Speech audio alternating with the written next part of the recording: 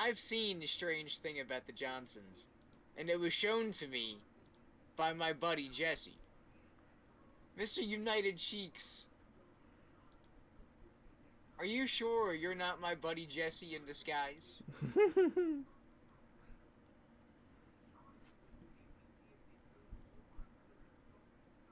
Because I swear, you all have some very similar tastes.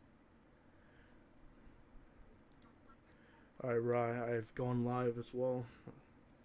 Oh my god, this guy. I made Oh, a you put slight some penis in the chat. Let's go. I made a slightly different thumbnail, but I think you might like it a little bit. We are gonna watch Strange Thing About the Johnsons. Weepy, have you ever seen that? Strange thing, that sounds familiar. What is it about? So it's really funny because I don't even know if my buddy Jesse knew this when he showed it to me. But the guy that plays the weird son in this, at least in the Oh, beginning yes, opening, yes, we've watched it. he's from Alien Ant Farm or whatever the fuck on Disney Channel. Really? So it's really funny and weird as fuck seeing him in this weird role. Oh. Nah, must be a coincidence. Oh, I remember that fucking clip, bro. I'm gonna take that answer and run with it. I don't want to watch it. It's a complete coincidence. I'm dropping it. Yeah, please. All right, so I guess since that's the first real suggestion we've gotten, thank you, Cheeks. We're gonna go ahead and start with Strange Thing About the Johnsons. Has anybody in chat seen this? Does your friend Jesse play Destiny 2014? I feel like he did at like that time period. Are you gonna? Maybe not that direct time period. Are you gonna stream it so I can watch it too on your PVV? Say that again. Are you gonna stream it on Discord so I can watch it too with you? Are you able to handle streaming Discord? Yeah. Okay. Yeah, if you start a live, I can click on it and watch too. Yeah. Okay. How do I start a live? You go to you pretty much where's that? You hit share your screen, and I can just watch your screen, your PvP. Oh, I'm fucking stupid. It's right here. Duh. I realize I can't look at my chat because it's not pulled up on my computer. So I probably got like 20 people in my stream, but I have no idea. There you go, Weepy. That's for you. Perfect. Oh, I got 4 likes already. Oh my god, I got people in my chat. What's going on? By the way, guys, thank you to everybody who dropped a like. I love you. Thank you for Saturday Bubkis. Taterhead, Dino, hey, my baby's in chat. We got Ty Waddle Gaming. Welcome to the stream. Welcome to Saturday Night Bubkis. I'm your host, Weepy, with my co-host, the Schnozz. How we doing today? Fuck yeah, let's go.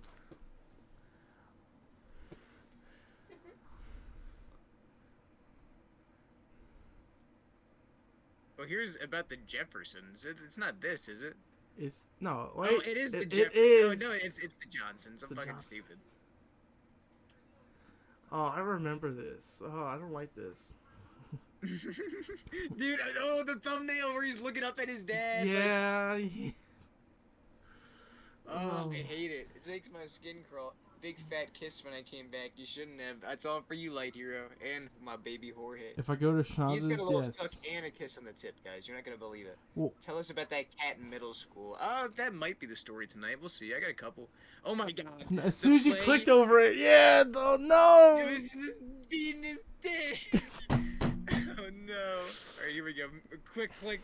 Oh fuck. It starts off with it beating his dick. This is great. This is great. This is amazing. Alright. Guys, here we go. You know how I feel about locked doors. Oh no. Rosie, I'm trying to watch this guy beat his dick while his dad walks in. Welcome to the stream, ladies and gents. Alright, y'all, here we go. Guys, drop a like. We're watching Strange Thing About the Johnsons.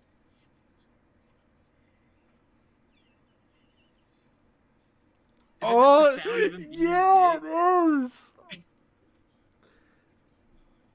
It's dry. Yeah, oh yeah, this is great.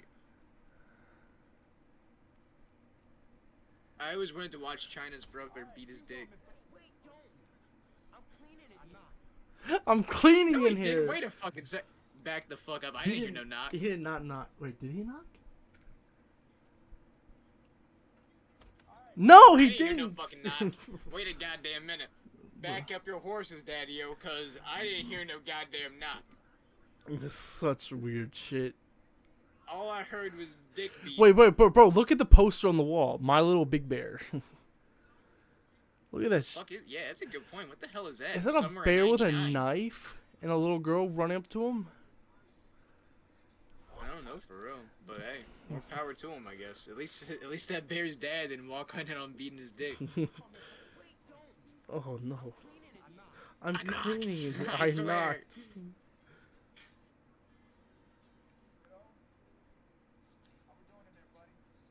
How we Almost doing there, finished, buddy? Dad. Hey, what the fuck you say? Oh. Oh, he apologized. All right, cool, Dad. Cool, Dad. Yeah, I'm finished. Wyatt, what the fuck? Yeah.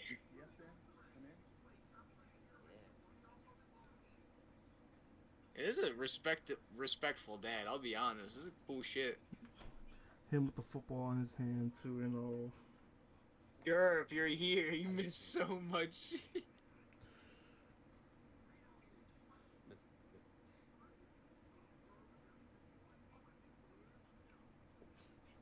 What you were just doing, which I had no right to interrupt without knocking. And I'm sorry. But what you were doing was completely natural. Oh, this is weird. And normal. And to be expected. Yeah, you know, this is actually just a wholesome moment between parent and child. Make sure you weren't feeling strange. If you've never seen that, it's pretty good too. Confinement. We'll check that out a bit. There's actually one I really want to show on stream called Skin that I saw recently because it was like, whoa, fucking freaky. Actually, you know what? No, after this, we should try and get into some ghost stuff. We might check out Confinement though. Yes. My bad. You're good.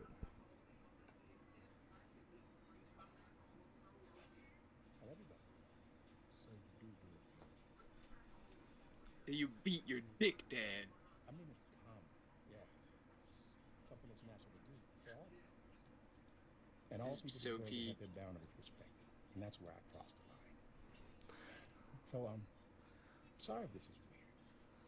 But I just wanted to make sure you weren't feeling ugly and like this was ugly. And hide it under the rug and let it become something taboo between us. You know what taboo is? Yes. Well, now it won't be. Because we talked about it. And it's out in the open. Okay. And with every word, I'm getting more like. I am sorry if this is weird. This, Oh, good. Shouldn't be. Look, the face rub's weird. What the fuck? That's Yeah, weird. I'm not gonna lie. That face rub caught me too. off guard. I'll leave you to it then, Dad. Don't ever say that again. Dad. I love you. You're right, Gerp. There's a horror film. I love you And- back. So for context, this dad walked in on his son jerking off to something in his hand. Yes.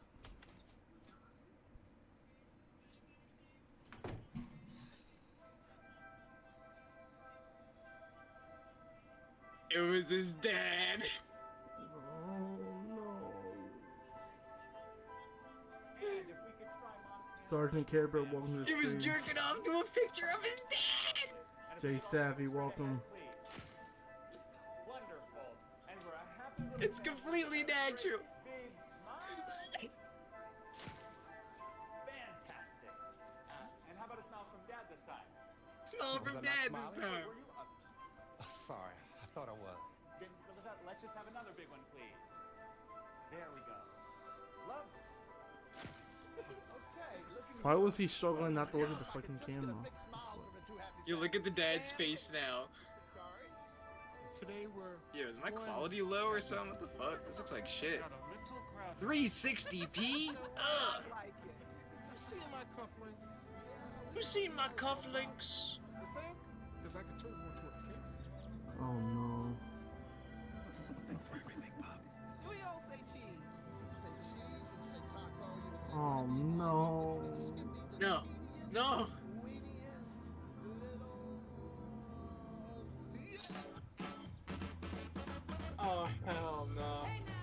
It just looks like that word. So weird. E-Man is on the edge of his seat right now, bro. Bro. This is crazy talk. Sir Bobcat, what is That was a happening? whole violation, dude. This is a video called Meet the Johnsons. Just watch and you'll find out. Sir Bobcat, how you doing today? Yeah, it's called The Strange Thing About the Johnsons. Yes.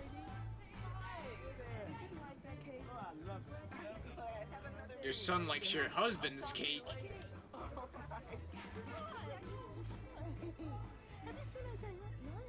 Yo, is she? I feel like she kind of knows what's going on, if I remember right. You are such a little clown. What? What the fuck? Hi, honey. Have you seen Isaiah? Everyone having a good time? Mama beautiful. I have a lot to one more, I guess. He just grabbed it. He did. Who wouldn't though? Wait a minute. Oh no.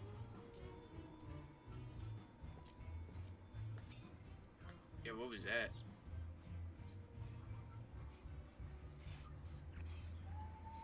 I do not hear grunting right now.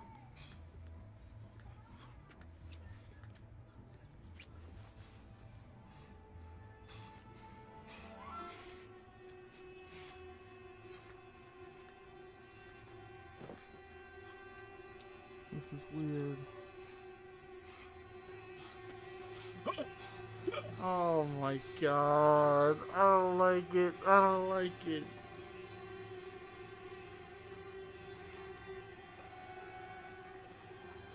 Oh no. I didn't remember all that. Holy fuck, dude.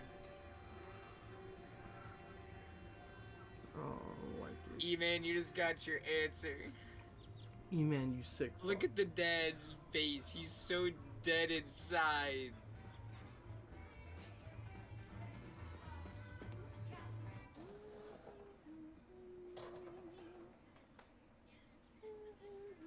I know Mom is not singing to herself right now. Why don't you go get your father? Dinner's up. Shall I help set the table? Oh, that's okay. Everything's under control. With my question unsolved, even. I'm sorry, baby. How I learned to breathe.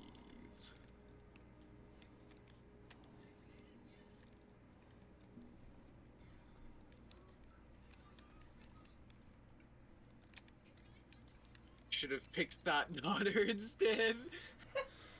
Oh no. You stuck with gay son now, homie. No take backs.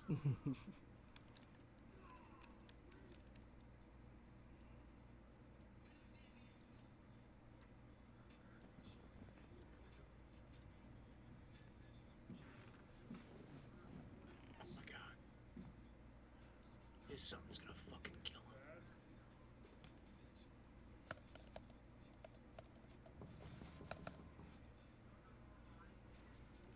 File cannot be closed. How about Oh, bro.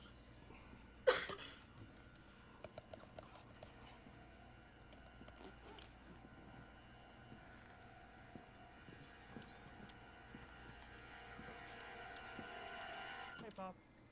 Time for din-dins. time for din-dins? World's worst computer. No, literally, fuck that computer, dude. Here we go. It's hot. Mmm. You want one of these? I'm okay. They're Belgian. I know. Thank you. They're Belgian. I'm okay. I know. My dick is bulging for you, These are pops. For me, Dad. I got them for you. Don't worry, White, I won't. I'll have one. Well, they're Dad's, so you're gonna have to ask him first. What the fuck? Fucking deed. They're daddies. Dude, what the fuck?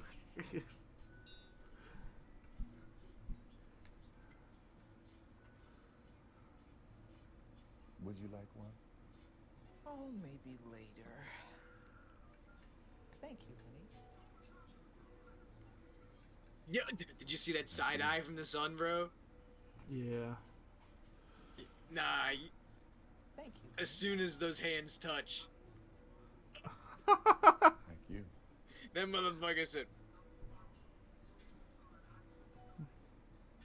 "Oh my lord." That is a hard stare. Paddington has nothing on this dude's son. Oh my god, they're about to play footsie. Is Ultimate Foot still in the chat? Cause holy shit, he's here. Oh, he's printing out the memoir. Not the memoir. If the son finds that, he's gonna wipe his ass with it.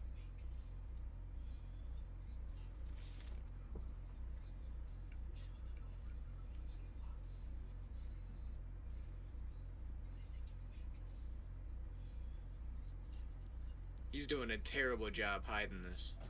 He is actually.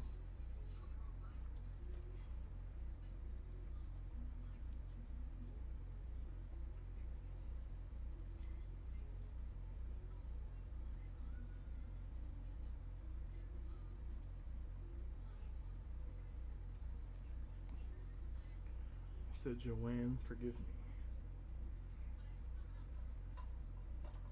Yo. Hey. I forgot that toilet was broken. I'm just gonna use yours. No, that's my. Wait a minute.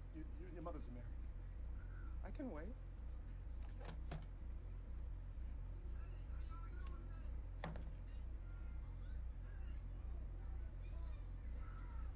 Oh no. Dude. Fuck, it's a random bird, owl. It's... Oh, it's him staring at the owl. Oh, I just know the son fucking found it. There's no way he didn't.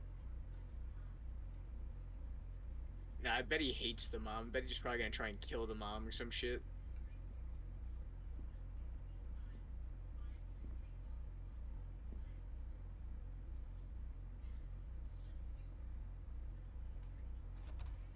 I haven't seen this in like a solid 2 or 3 years. Oh, No. fuck, dude. Don't look so scared.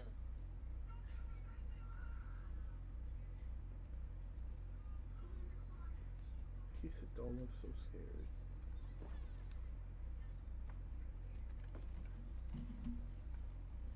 Tell you, Dad. Welcome From a back, poet, I expect Firestone. more eloquence.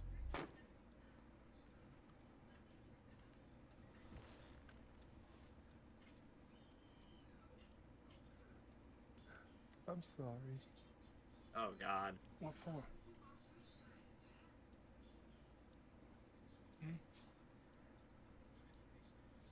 For nothing? For Bubkis? For what I wrote. What you wrote?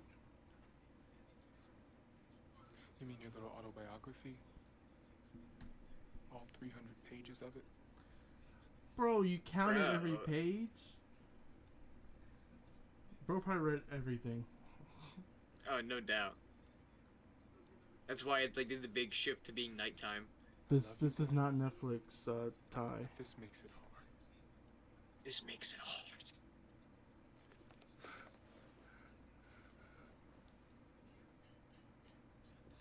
And I'm burning this. And if I see another copy lying around, it's gonna be more than a slap on the wrist. I promise you. Yo, he's got his dad on a fucking leash. Why is his dad so scared? No, like actually though, what's his son gonna do? Cocoon Man.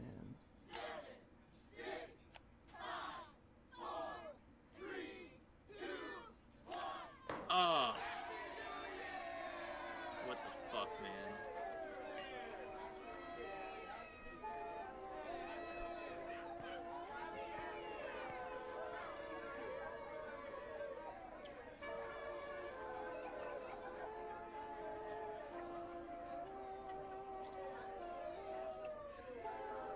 Not the He's side. pussy whipped by his son. Shut the fuck up, Cheeks.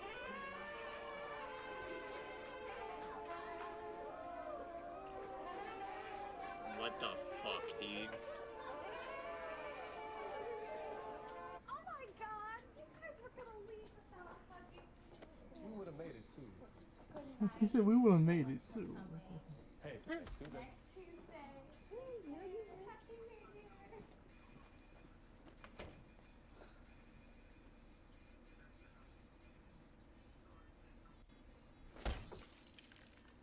What the fuck? You know, I think I'm just gonna help and stay here. You're gonna what?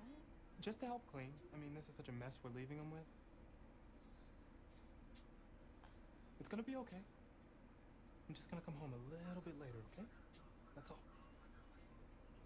A person who wakes up in the morning and says today's going to be awful, I just know it.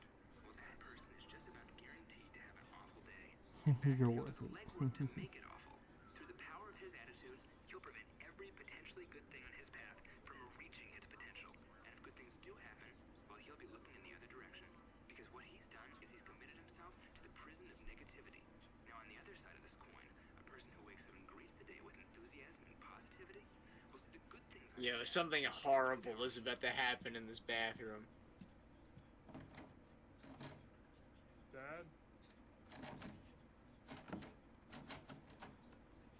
How do I feel about locked doors?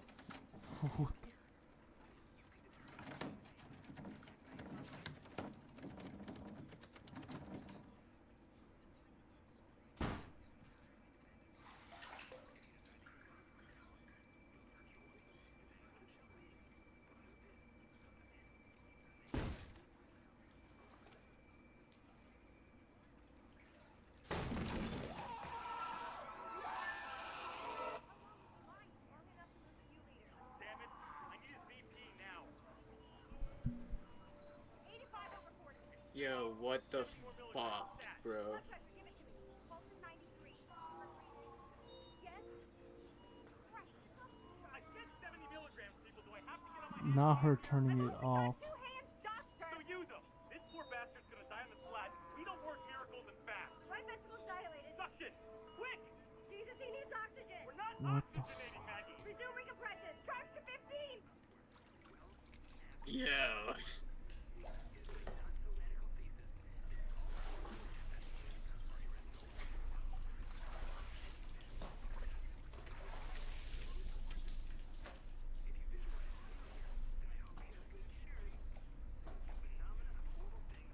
Put that in your book.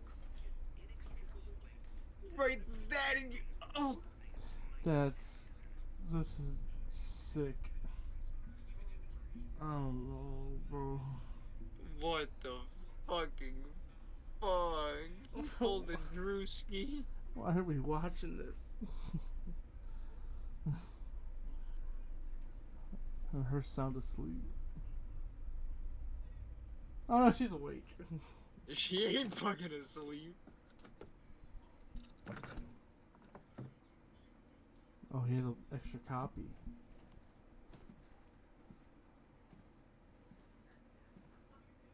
Bro, put it in your fucking jacket.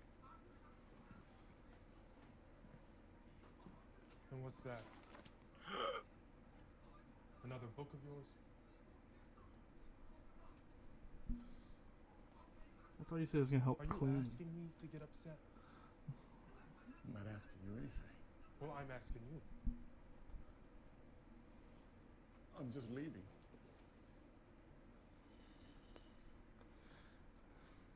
This is pathetic, Dad.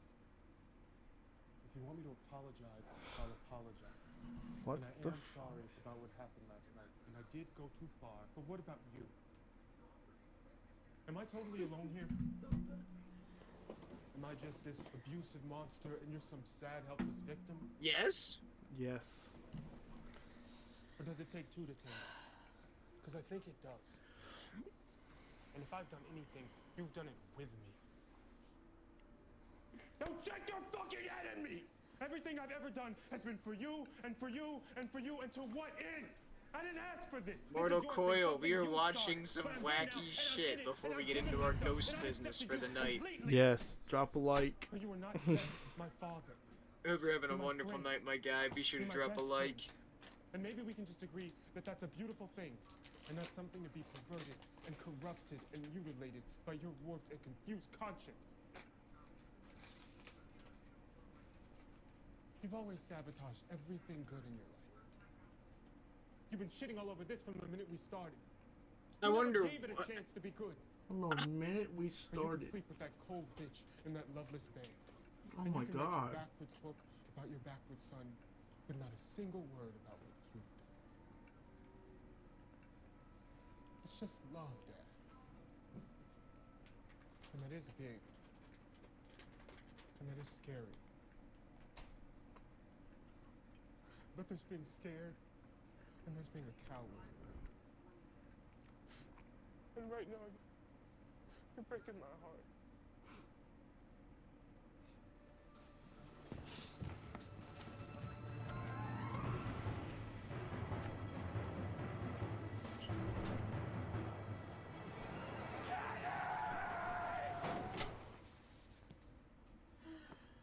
No. what the fuck?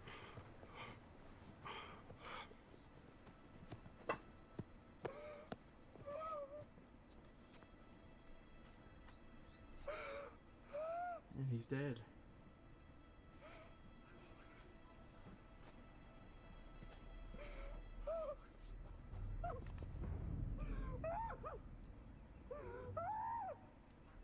Good, welcome back, my dude.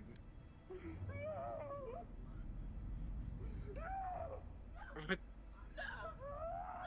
Oh, I remember this part. Watch this. Don't touch it.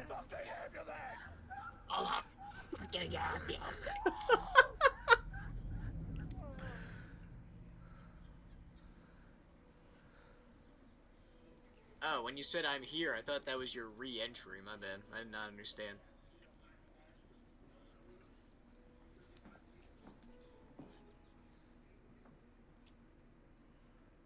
E-Man said, nah.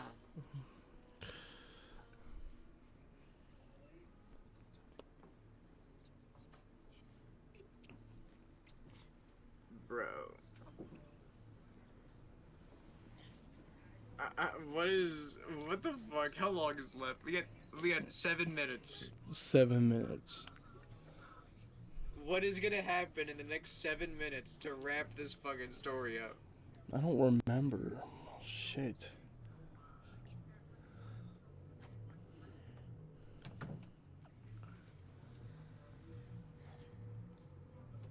What am I looking at? Oh, is that his dad's shirt?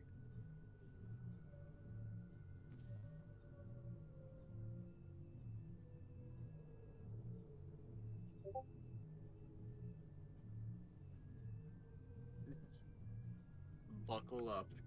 Oh god.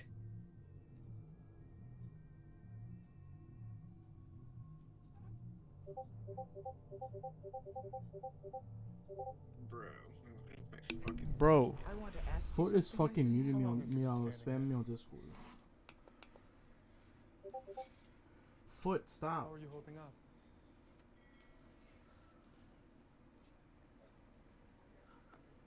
Why was your father crying when he drove you home from prom night? I'm sorry? On your prom night, when he brought you back home. What about it? What about He it? was crying. Was he? He was crying, and he wouldn't look at me. Are you being serious? He locked himself in the bathroom, and he just cried, and he cried all night with the sink running. I don't remember that at all. There's no correlation with the sexual assault and the mom That was crying. 10 years ago. How am I supposed to remember what happened one night? Prom night? Which was 10 years ago. That's a pretty long time to remember what your father did at a specific time on a specific night. It started earlier. I know that. When did it start? Mom, you're emotional. I'm emotional. We are not ourselves. You don't even know what you're trying to say. I know exactly what I am trying to It looked say. so Well, I don't. familiar. But I think it's pretty ugly What you else seem has to she be been saying, in? and I think you would agree if you could hear yourself. Monster. You killed your own father. How could you? What? Wait, get off of me! I'm warning you, Mom. You don't warn me! I loved him better than you ever did. You sick! Sick!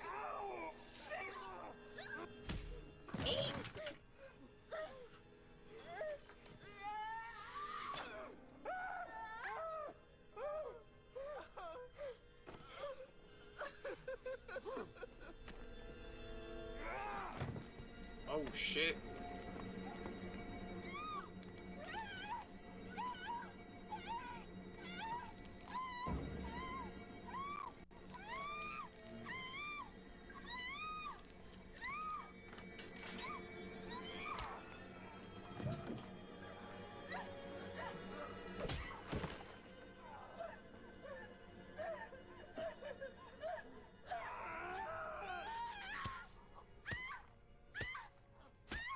Yeah.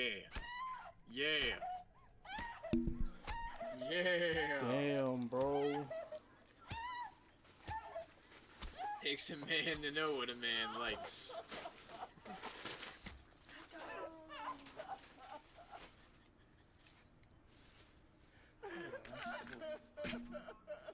He needed to die.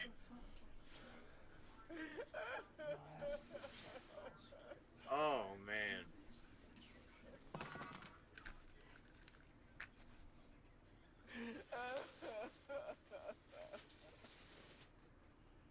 Weepy, do you think the dad ever came? No.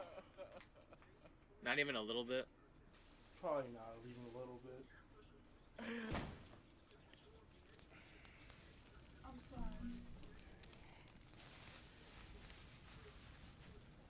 Damn, yeah.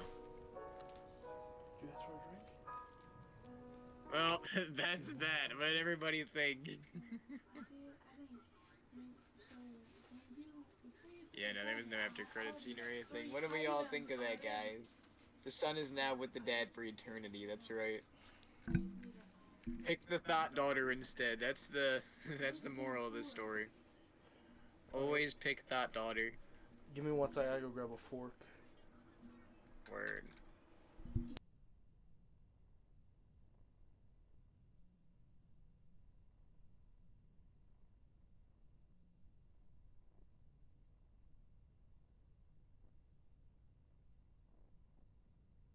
You hit her like a can of soup.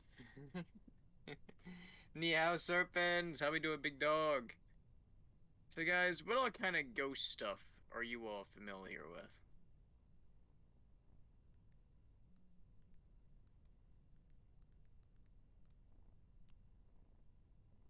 Because as far as I'm concerned, there aren't. What the hell is this? I don't see a ghost. Oh, that was a ghost. They're real. Holy shit. I've actually had a couple of somewhat ghosty experiences. Actually, scratch that. There's only like one that's happened to me personally. I've heard of like others from my family members. Scariest ghost stories on the Joe Rogan podcast. Ooh, okay, okay. Wyatt, I highly doubt that. But when I was a kid at one time, my family and I, we were on this trip to this place in Maryland called the Creepy College. It's like this kind of like big area that used to have like a college on it. It was like a big campus basically. It had a huge building that was once the campus for like the college. There was like a side place where like the nuns and stuff would go. It was like a religious kind of college. And there was like a crime that happened on the campus. Like a bunch of the nuns got murdered or some shit by like one of the priests. Something like that happened. It like happened over a course of years. Ghost Hunters Melvin Macabre. Okay, we can check that out. Um, but while we were at this place, I was like 9 at the time or some shit. Like I wasn't really all that old. Yes you can. Why? That's fine.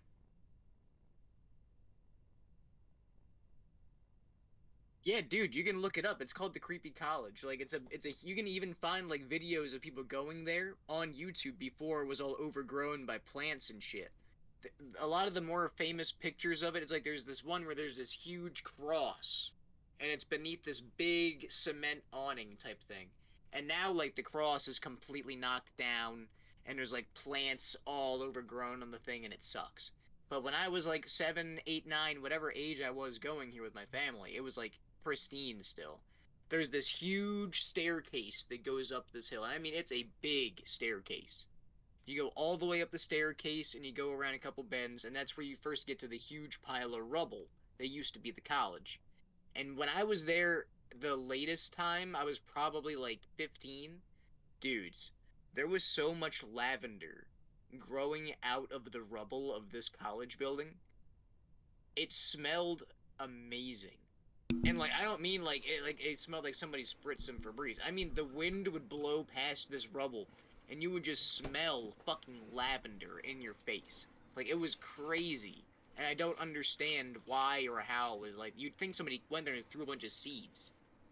But we keep walking, and eventually my dad starts talking, and he's like talking to my brother. He's like, "Yeah, so you said there's a bunch of videos online, right?" And my brother Joe, he's been on the channel a bit before. He's saying like, "Yeah, you know, if you go to like the empty pool at night, there's like you can hear like dogs howling and stuff, like whatever. And there's like stuff about like the girls that were murdered here, stuff like that." And eventually, my sister also, by the way, I left this out. My sister had like this shitty flip phone at the time. My sister, my brother, my two parents were there, and my mom was pregnant with my little brother Ian. So we're all walking and stuff. Katie's taking a few pictures here and there, and nothing really happened on the trip. Really cool place, lots of cool abandoned buildings to explore, stuff like that. When we got to the empty pools, there was this like burnt out hippie van looking thing there on the side, and we heard the fucking dogs howl. We heard that shit. I'll never fucking forget it. I can only assume it was real dogs and not like some random shit. But we heard the dogs and we're like, okay, why don't we start heading back? So we went ahead and we headed back to the car. We get home, and my sister's looking through her old pictures. And this is on her Facebook, by the way, guys. I would try and look it up right now if I didn't think it'd be a wild goose chase. It's like probably her first picture on Facebook uploaded. But she took a picture of my parents, and right in between my mom and my dad, like, I get teared up a little bit, like, thinking about it. It's just like, I don't know, whenever I think about weird shit like this, like, I get tears in my eyes. I don't know why the fuck that happens. I'm a sentimental bitch. But, like, there was the silhouette of this girl in a fucking red dress. Like, right in between my parents. And, like, it's so fucking vague. Like, you can, like, barely see it. But you can see, like, the outline of, like, hair. You can see, like, a head shape. And then you just see, like, the color red. Almost like a fucking, like, aura. Just kind of, like, shaping a little bit. It's just color.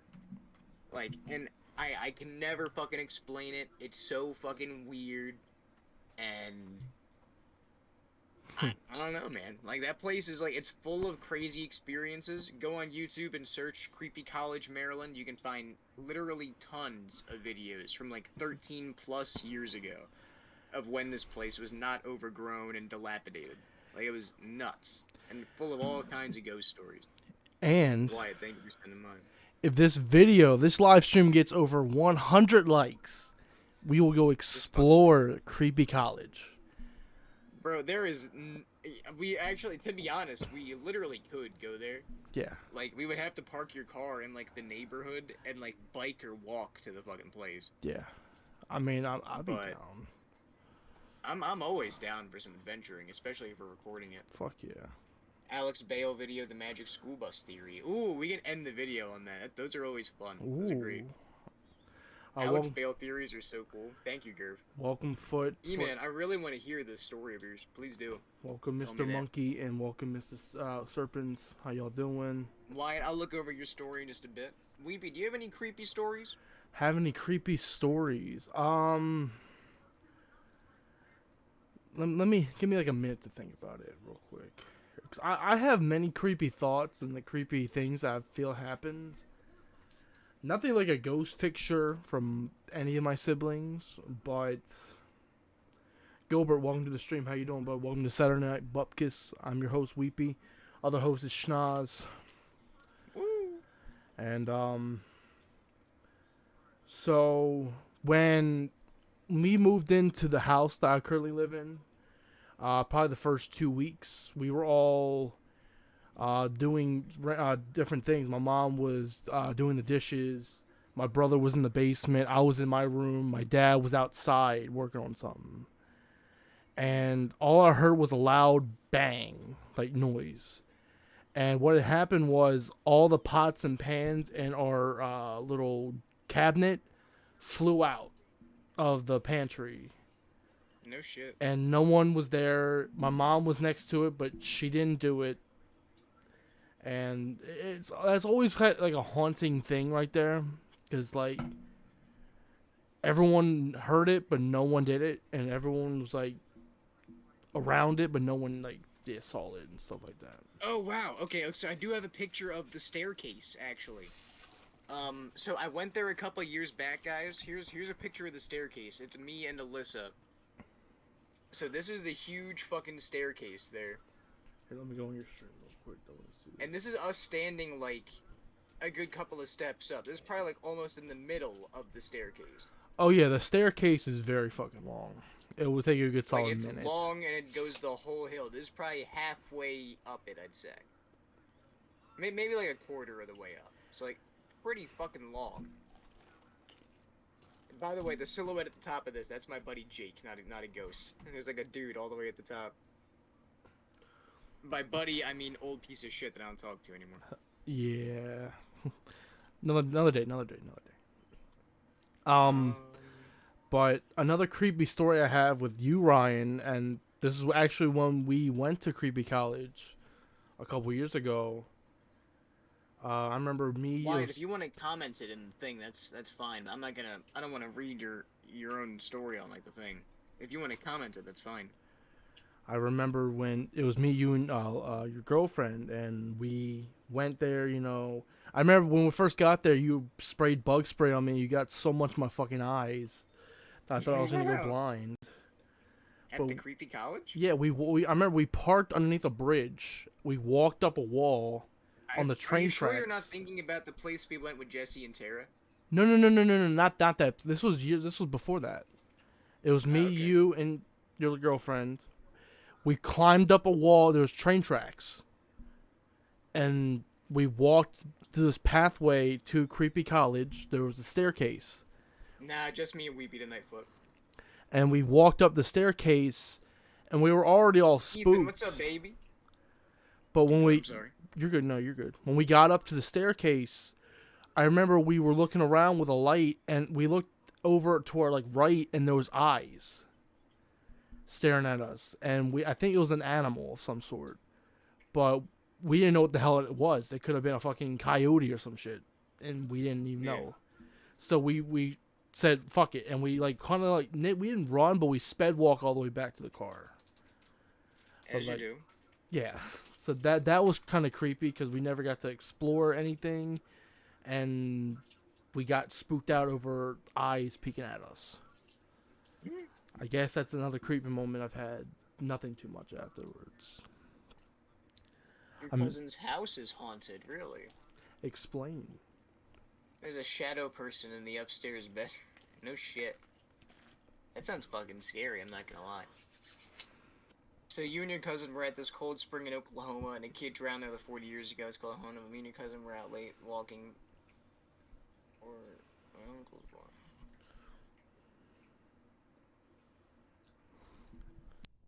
I don't know, Wyatt. This story just sounds very circumstantial. We were out looking for my uncle's watch in a haunted woods. In a haunted woods? What Scooby-Doo episode are you summarizing to me? In the woods, babe. I've been in the woods. It's nice. I like it. Oh, thank you, Gert. Wait, where are they typing this stuff? Sorry, babe. But I mean, I'm listening. Yeah, you went to the woods. I went in the woods and we went really far back.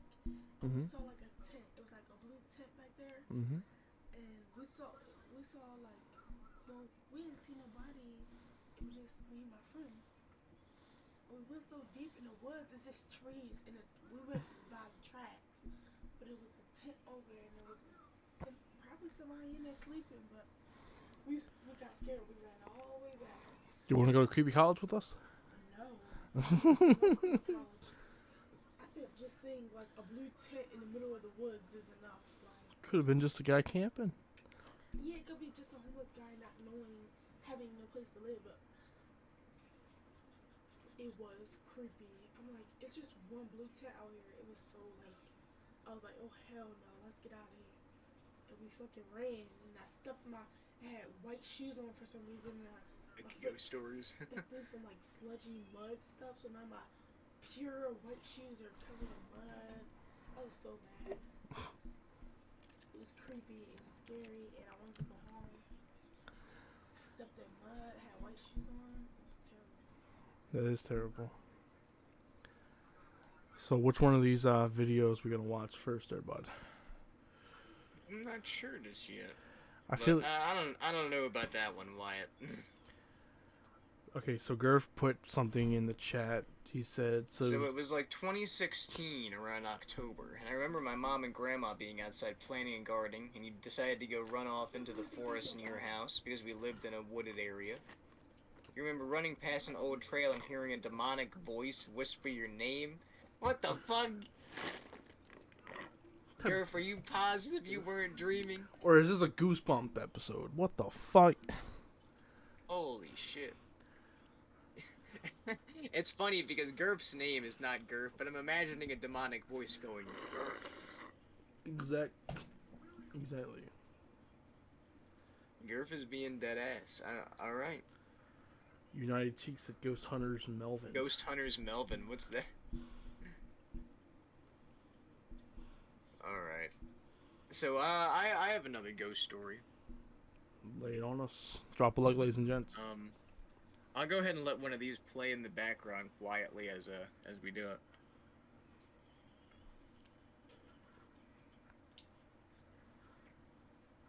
Oh, this is cool. A scary compilation. 27 minutes long. It's late at night when a girl named Pershka records a video in her kitchen. A girl named Pershka. Good for Pershka. So, this is a story that my brother told me a long while back. So, basically, him and his buddies, Josh, whoever the fuck, they were all hanging out on their buddy's property that his mom owned. And her mom, like, did sell horses or something like that, or, like, the property used to be for horses and she owns it now and uses it for something, whatever. But they used to hang out in the old, like, barn on the property, pretty much. And they would hang out in there, like, pretty often, as far as I knew. And one time they were in there, and it was storming outside. Just setting the fucking mood for the story, I guess. And before they went into the barn, as they were walking up to it that day, they found a key on the ground. And on the key, it said something like... It was a name. It was probably something like... It was a G. It was like Greg or Grady. Something like that. What the fuck? Wait, okay, maybe my brain is saying Grady because I read that up there. Okay, probably not Grady. We're gonna go with Greg. So they found this Greg key, and they showed it to the dude's mom or whatever. It was like, yeah, nobody here that works here is named Greg. It's fucking weird. Whatever. Alright, whatever. Random fucking key, old place. Doesn't matter. They go ahead and they climb up to the loft area of the barn. They're sitting there chilling. There's like a pouch. There's like a box full of old shit and stuff. And somebody had with them a tape recorder. And they were fucking around with the tape recorder, like, recording music and shit, playing it backwards, like, whatever. And he sits the tape recorder to the side and just is leaving it. And they're all chilling, whatever. And they hear, like, a fucking banging sound on the bottom of the barn. Like, almost like somebody's kind of, like, banging up the ladder, sort of. But no one's fucking coming to the top. It's just the constant banging. And they're wondering, like, what the fuck's going on. Like, the storm's going outside, so they're like, alright, maybe we're just hearing something hit the thing or whatever. And... Bless you, baby. Damn. This story gets a little fuzzy here, I'm not gonna lie. I feel like something else happened, but maybe not. But eventually, they start hearing this sizzling sound. Welcome, OP. And they're like, what the fuck is that? What is this sizzling noise? Like, what the fuck could that be? That's not the wind, that's not anything banging. And they eventually realize it's in the room. And they look over and they see the tape recorder sitting there. And they're like, what the fuck? Like, it's been sitting there, it's turned off. And they pick it up, and, like, they're listening to it, and they're like, whoa. Open the bag, the fucking batteries are exploded. And, I mean, it's like leaking on the plastic and shit. Like, it's like they just fucking bursted. And they just can't explain it one fucking bit.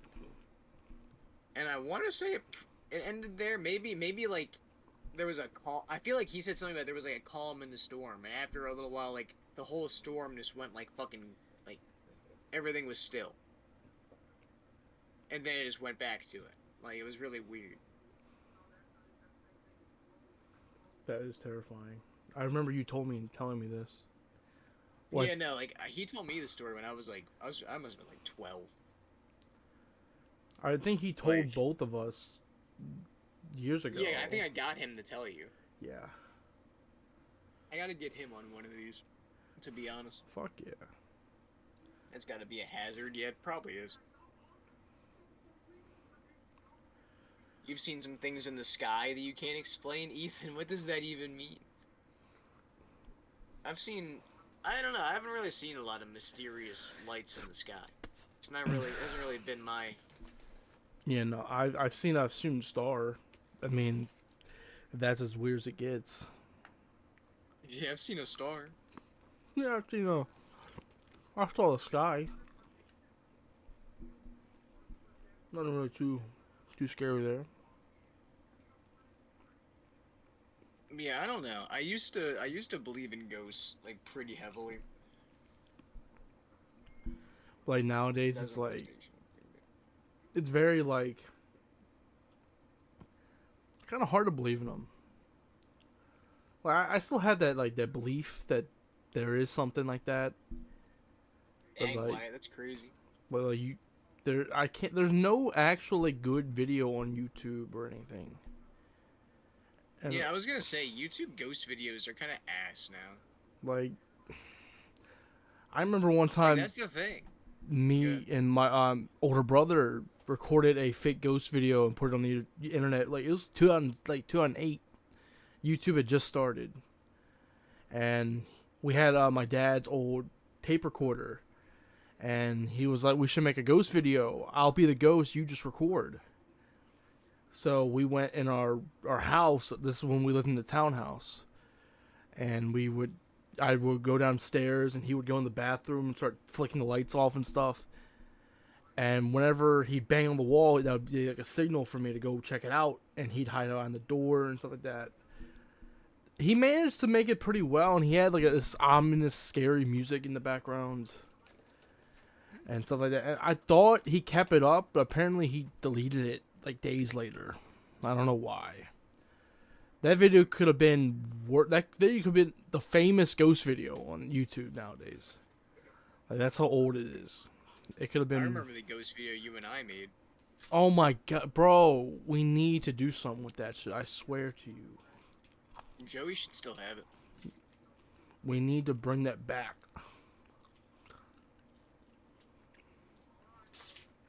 So you and your mom were dog sitting at your grandma and grandpa's place because they were out for dinner. You were just chilling in your room and your mom was on the back patio. She and I had heard almost. Native American call. It sounded like someone chanting or screaming in the woods. We ran inside and grabbed the knife and waited for them to get back. Yo, that's kind of creepy. Let's see, what's something else? I'm sure more creepy shit has happened to me.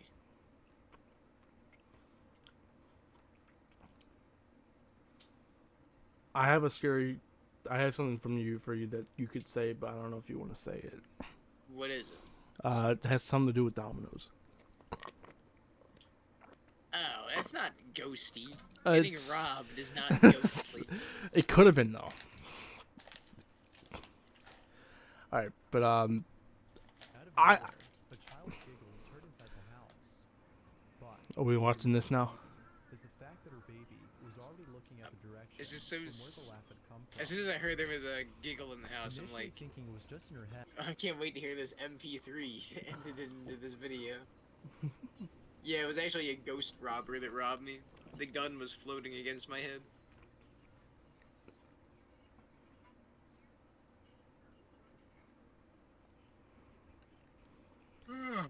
Yeah, some of these ghost videos I'm looking on the side aren't very good. And I was gonna say, I don't think there's such thing as a good ghost video anymore now that I'm an adult. Yeah. Like, there's ghost hunting videos where, like, people are looking for creepy shit. But I don't think any ghost video on the internet is real. I don't think a single one is real. The only ones I like somewhat believe in are like the tales and stuff, or like the videos of like the top 5 things that you thought were myths but actually turned out to be real. I find those kind of interesting. Yeah, I fuck with a lot of that stuff. Where like the most twisted case you ever heard of. That sounds stupid. Someone already made a video about the Snow White movie. Damn. Yeah, I know. Apparently it's like really bad. 1.9 million views already. That's crazy. Welcome to the stream. Welcome to Late Night Bubkis. Saturday Night Bubkis. This guy fucking sucks. Look at that thumbnail. That's a good thumbnail. Oh, yeah, that's a pretty good thumbnail right there. Oh, wow. Look at that. That's a good thumbnail.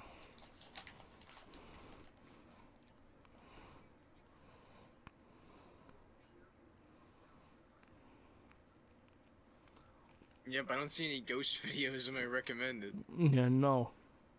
Oh, Jerry Trainer. Who? What? Oh, yeah. He pushed Dan Schneider? Fuck yeah, no. fuck Dan Schneider. I wish Dan Schneider was a ghost. Don't we all? Yeah, let's, UFOs, idiot. You see, I don't know, man. The only UFOs I'm believing in are the ones in fucking Dandara. The ones in what?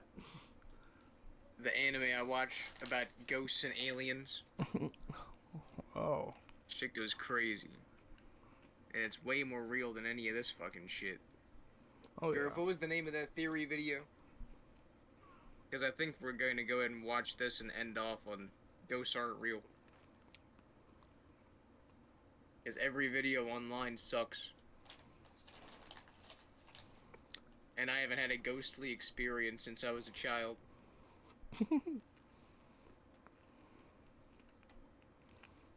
In the video, these are the worst types of people. It's a dog. None, I'm just looking at videos and stuff. What's this? Oh, I've seen this. I haven't. I have no idea what this shit is. Yo, careful. You're cutting that broccoli off. Oh, I got you, Gurf. Thank you. Just keep your eyes on the sauce, sister. I got the broccoli under control. Sister? No, wait. You better believe I am not to be trifled with. What? What? That broccoli is not to be trifled with. Oh, hey, the sauce, you cannot let it burn. Recipe says stirring constantly. I swear. This guy is so annoying. 2-inch broccoli end up on my plate. Bro, calm yourself. I have to deal with a disappointing 2 inches enough as it is. Whoa, whoa, wait a minute. Are back. God. Don't touch her. He's so annoying, and she's also annoying. They're both so annoying. Whoa, whoa, this is PG. Whoa, whoa. Add 2, I guess. Maybe 2.5? Can I hear 3? You're getting me wet. Do I hear 3? No, Jesus, you're getting me wet. Please tell me that's a murderer here to kill them. I was being sarcastic. Oh, shit. Holy shit. Wet. It's Sean. What is he doing here? I don't know. Oh, I really don't want to see him right now. Yeah, Sean. Just fucking leave.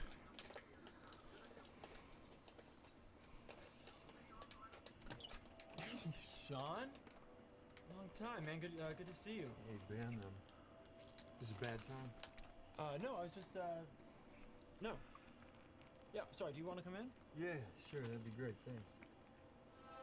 I'm gonna assume Crazy X, yeah. Your mom told me where you were at. Oh. Oh. This is a nice place. Oh, thanks. Yeah. Where are you at now? Same place. Oh, cool. That sucks. I'm really sorry everything went down before. No, you know, Yeah, it's, who water is under the this? bridge. What is happening? Is she What is here? this? Here we go. Let's get this quality up. Oh no, she's at her parents' house right now. She's decorating. Oh. Great. Look, I just want to give you this. Yes, E-Man, thank Sean, you. Can I get you a drink or something? No, I'm fine. I'm fine. I can get me a drink though. That sounds good. Are you okay? Yeah, yes. Can you just do me a favor though? Yeah, of course. Can you open it? Yeah, of course, man. Let's open it. What the And fuck? open the box first. The card will make sense after. Thank you, E. Yo, what the fuck is about to happen?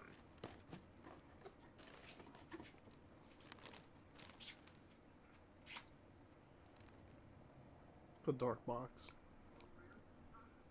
Dark ass box. I don't get it. Is it supposed to? Hey, Sean? I'm sorry. I gotta go.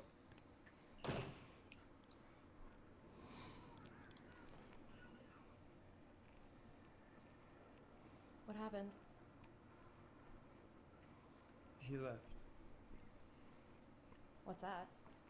The box. Well, no shit. Ben?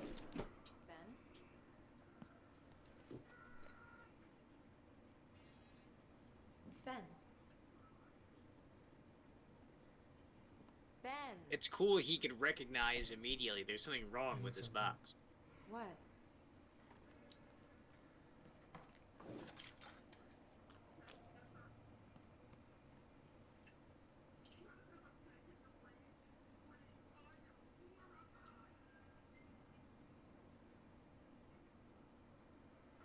That's crazy. Well, that's odd. Bitch, get out of here.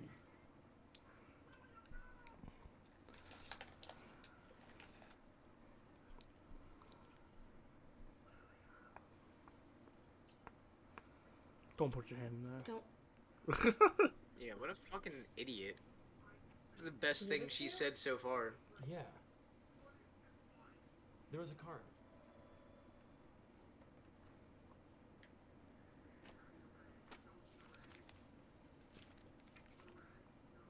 Dear Ben, I'm sorry about everything before and everything now, but I had to give it to someone. I don't have it all figured out, but I know it can't move while you're watching.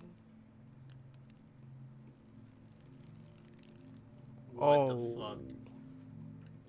Whatever you do, don't take your eyes off of it. It wants you to look away.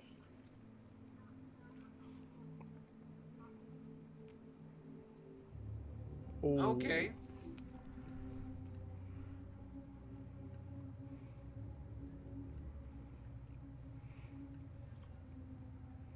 Hello? Now, let's. Hello?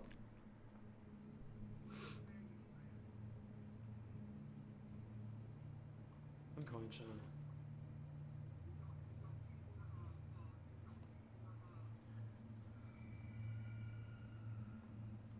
What if she keeps her eyes on it?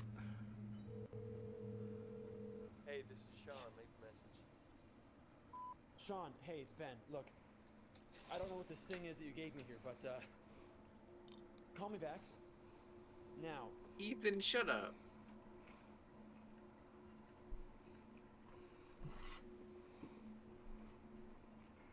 Why is it looking at you like that? I don't know. What do you think it wants? I don't know. Call him again.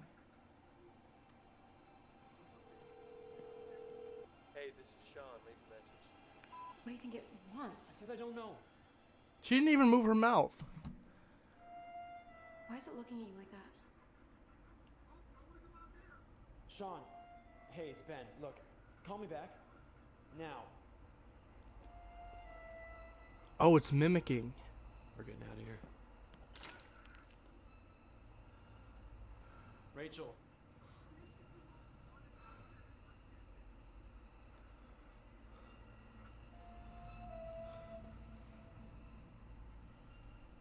We can't. We're not supposed to look away from it. What happens if we do? That's what we need to find out. Just for a second. Okay. We need to know what we're dealing with. On the count of 3. 1, 2, 3.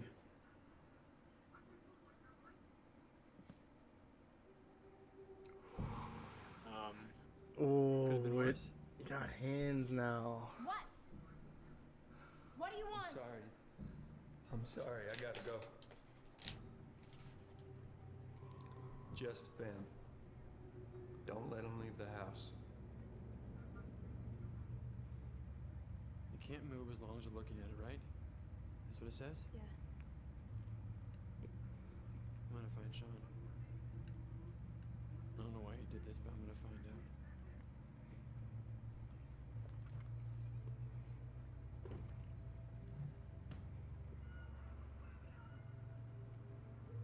One of us has to stay and watch it. No, don't leave me alone here with this thing. It's fine. We don't even know what it is, okay? It could be harmless. No, like, honestly, call 911, bro.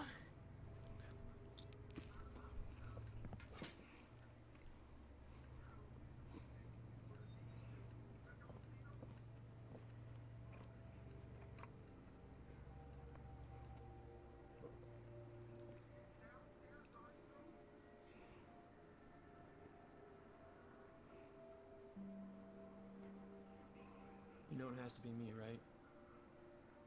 You heard what Sean said. Not let you leave the house, that's exactly what it wants.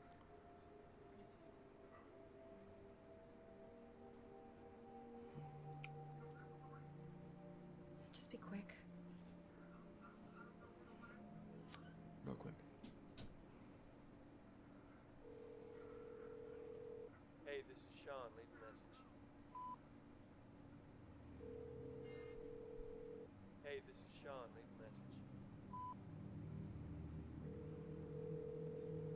Hey, this is Sean. Leave a message. Sean, answer the phone. I don't know why you did this, but I'm Fuck gonna Sean, find yeah. out. Deadass. You told us what you said. I don't know what I could have possibly done. What are you talking about? Sean, why haven't you been answering? What did you just Why haven't you been answering the phone? No, you just said it told us what I said. Yeah, it spoke. Or echoed. It told us what you said. What I said. What do you mean? Who's us? I'm on about me not leaving the house. Ben, I didn't tell it to do anything. I didn't even know it could speak. Sean, what's going on? Ben, it's lying to you. I don't know why, but it lied to you. Why did you give this to us? Us. You keep saying us. Who's us? Us, man, me and Rachel. She was at the house. Ben, where are you right now? I'm coming to you. No. You have to keep your eyes on it. I know, Rachel's watching it. No, Ben, you! God damn it, I gave it to you! You have to keep your fucking eyes on it! Ben, don't go back. Don't you go back there!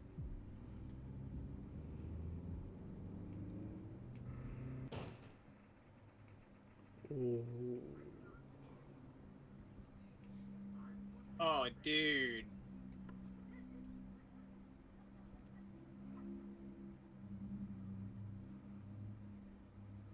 It's gone. He's dead as fuck.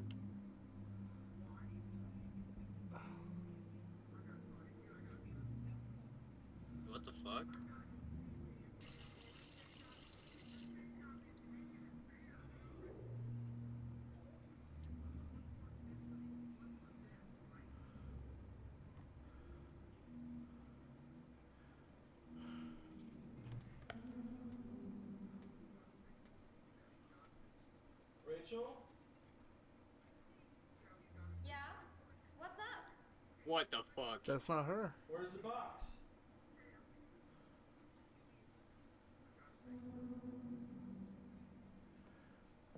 Or is this dude dumb? But he not just. His friend just said he didn't know he could talk.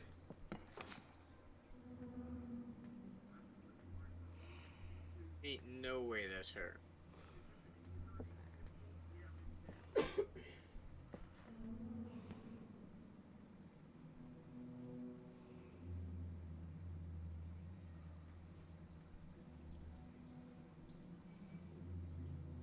The dude playing Sean was a really good actor. Yeah.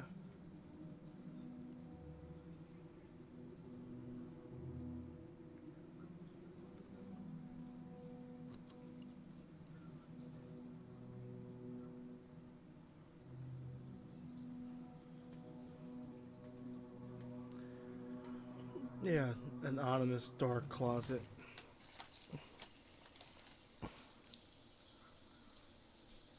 Jump scare?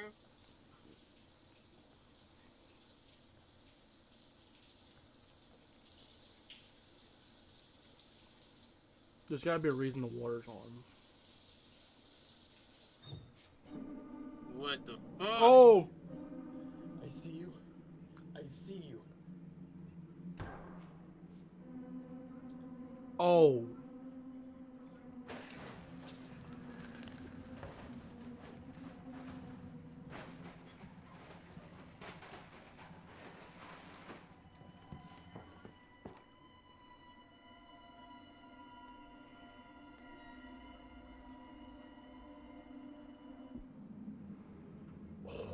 What?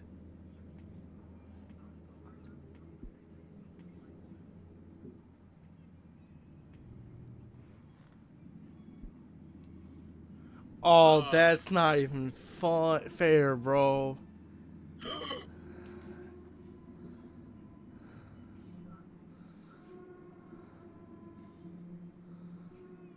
Oh. All the lights.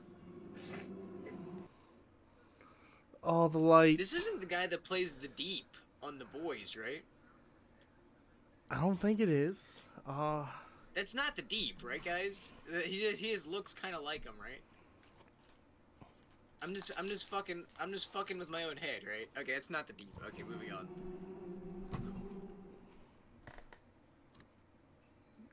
He's dead. Yeah, not gonna lie, that was kind of decent. For like, you. I would watch that whole movie for real. It was pretty neat. Oh yeah. The dude Sean saying, "No, I gave it to you." It was good ass. Like, that was fucking dope. What the hell is this?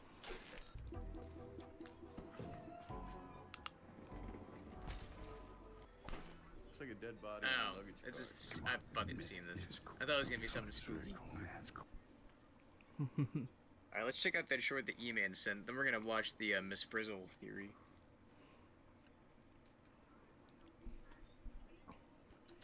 With the frizz? No way. Lights out. Who's their film talent? Ooh. 2-minute video. Huh? Oh, I know what this is. I've never seen this. Oh wait, I think I have seen this actually. I was gonna say, you haven't seen this? They made a movie off this video.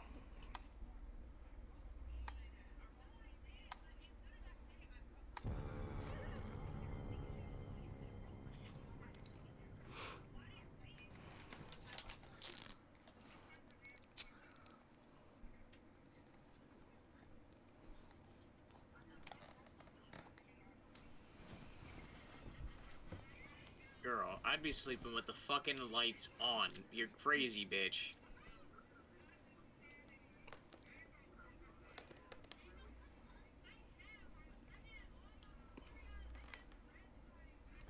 Yeah. Yeah. Cubbo!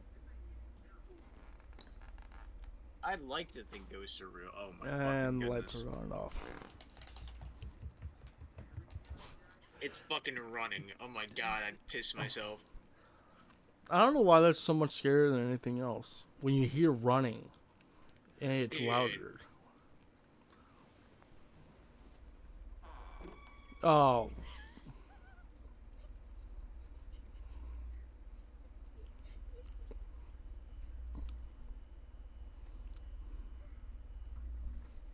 Like, we're just going to bed after that, on God.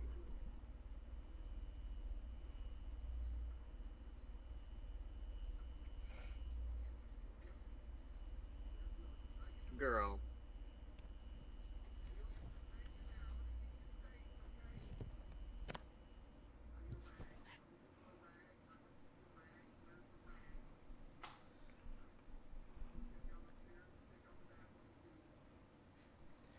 Yeah, no, I'm not. What? Yeah, lights just happened to me.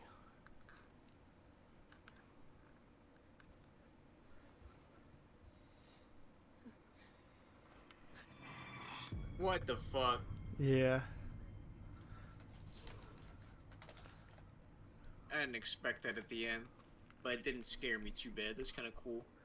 The fuck is this? Mama Agnes.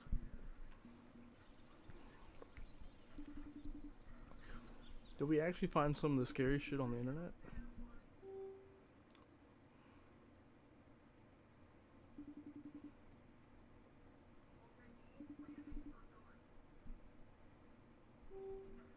The hell? Pick up the damn phone. Probably just the wind, Wyatt.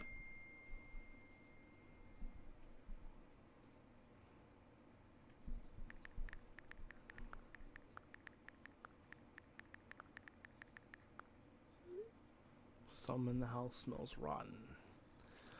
Barf emoji.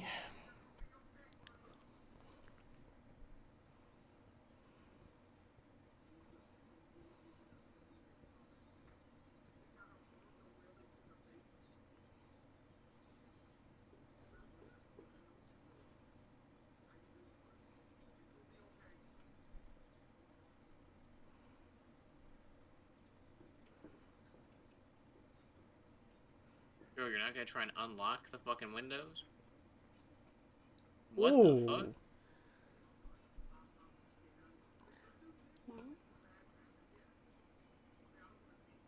Hey, sweetie. Nah, the smile's done. That killed it. I thought you weren't supposed to be back till next week. That's not your mom, kid. Oh.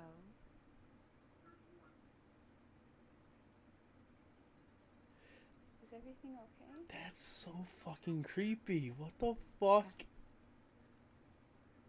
Oh, and her got close. Fine. The head nodding. Don't look at your phone. Oh no, she's. Okay, now it's zoomed in. My She don't look. God. It's zoomed in. She don't look that Dude, scary. the smile disappearing like that's crazy.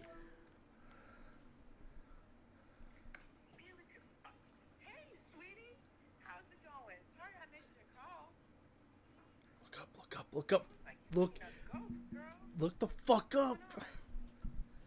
Oh my God, she's right next to her. Baby, what's going on, sweetie? What's going on with you? Sweetie?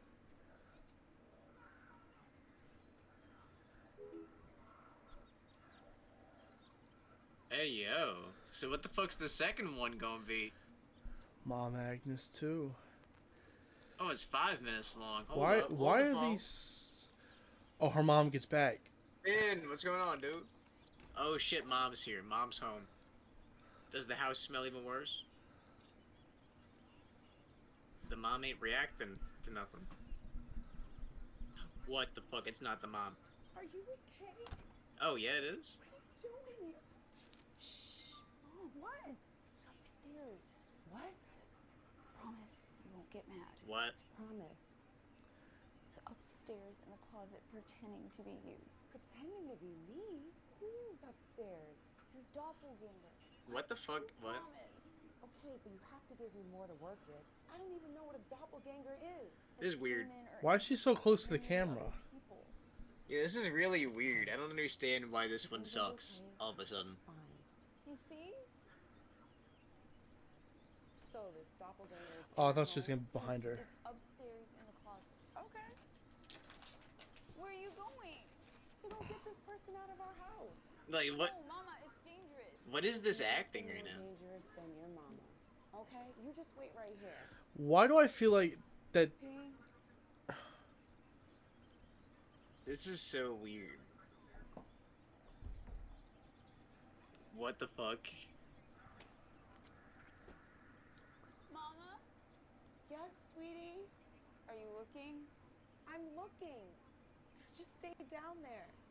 Give me a moment. Okay.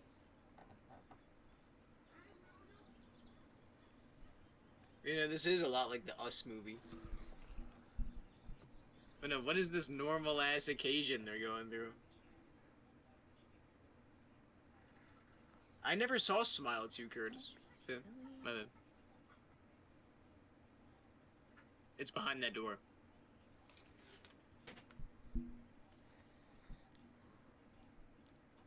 Weepy, it's behind that door. Wait a minute.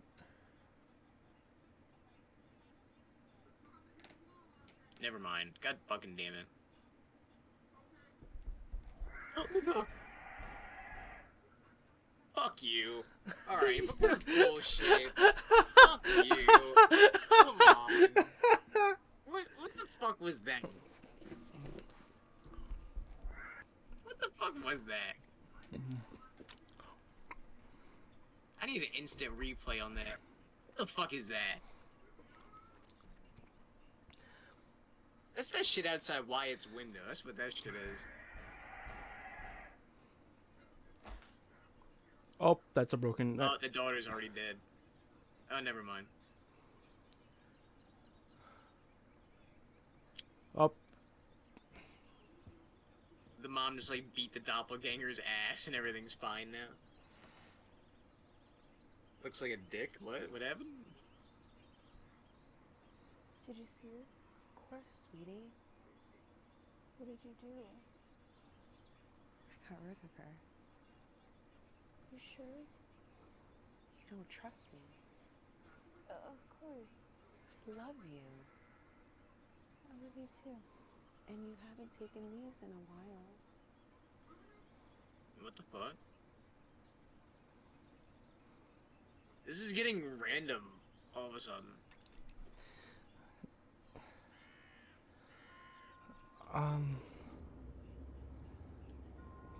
9 months have 9 passed. months have passed. You read it. Were reportedly missing. The neighbors had complained and foul odor emanent from their home. From authorities investigated, they found no signs of death or any trace of the missing people. The last known sighting of Mama Agnes was in Lincoln Park. In recent months, the park has become the hotspot for ghost hunters and YouTube journalists. Yeah, that sucked. Wait, there's still 2 minutes left. Oh yeah, I guess so. There is. Is this a fake YouTube ghost hunt? Yeah. Holy shit. We got a fake ghost hunt and a fake ghost video?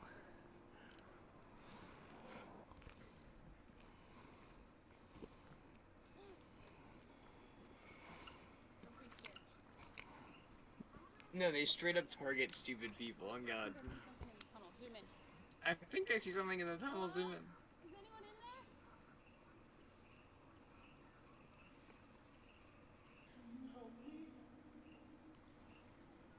What's the matter? Bullshit. Kinda sounds like the daughter. Can you come into Who says darkness? that? No one. I'm a lady and I can't see. That's your baby. Run! Are you white? Everything is so bad in this one. People. The first one was actually good. Yeah. Cut the cameras.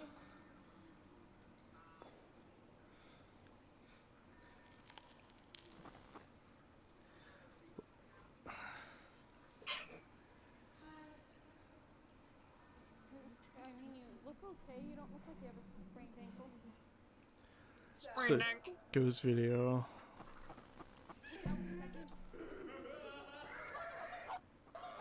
Okay, that's so cheesy. Oh, that's so cheesy. Dude, what a horrible way to end things off. Who is this? Alexander the Titan. What's his most popular video? I am curious about that actually. The Momo. Oh, is that the original Momo? I highly doubt he. Bro, created look this, at like, look at the 5 years ago. skibbity toilet ones. These are stupid. What the fuck? Yeah, these are Foot's favorite movies. Auntie Mabel, I've seen that before. I think we need to watch this one, guys. It's gonna be scary. Skippity bop. What? What the fuck am I looking at? Ryan, please click off this video. Please. No, this is real shit. What's This is up, scary. Wyatt? You have your shotgun at the ready, Wyatt. Why?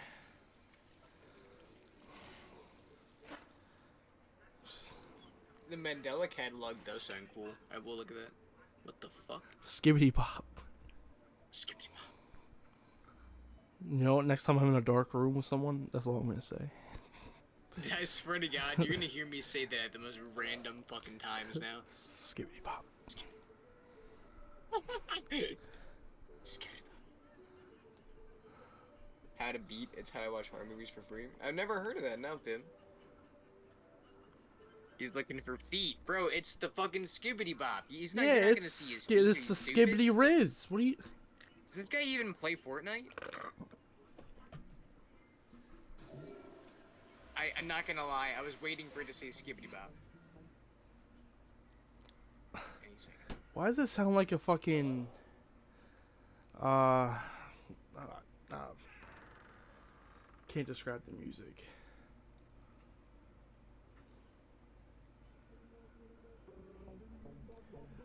Really?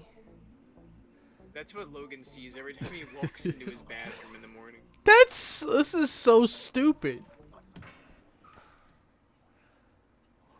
Skibbity Bop. It's really the Skibbity Bop theme.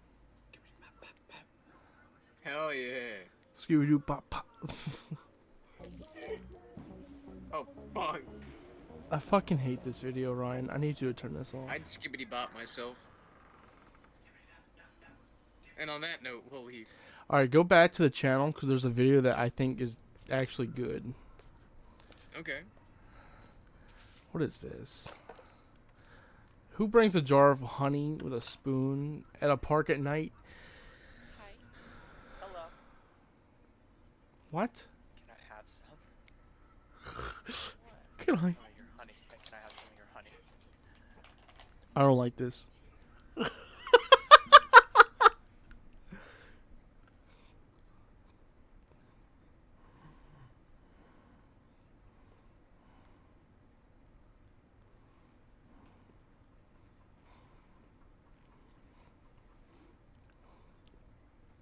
Why are his lips the same color?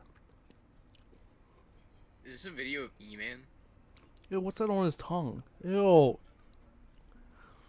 No.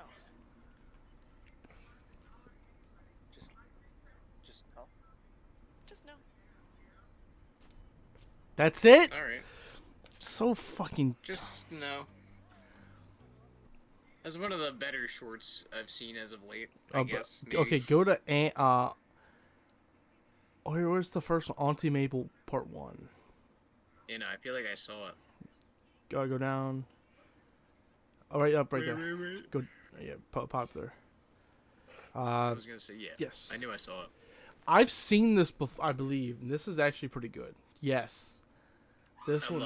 Wow. Okay. I love this house.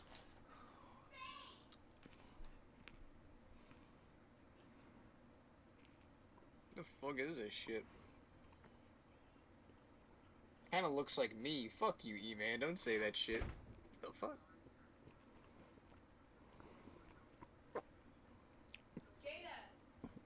Jada. I'm calling you. Faye, didn't was busy. Busy doing what? Making breakfast. Auntie Maple's in my closet again. What? Yes. Get her out of there, please. Why do I have to do it? Because you're my big sister. Exactly.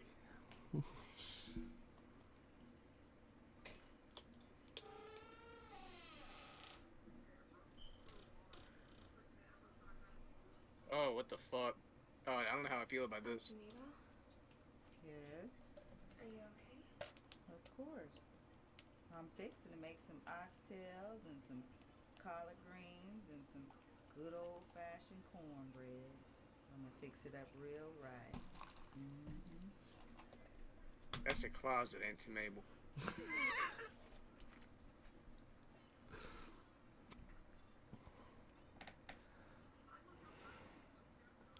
Oh, what? She turned around now? I'm gonna take you to bed so you can rest, okay?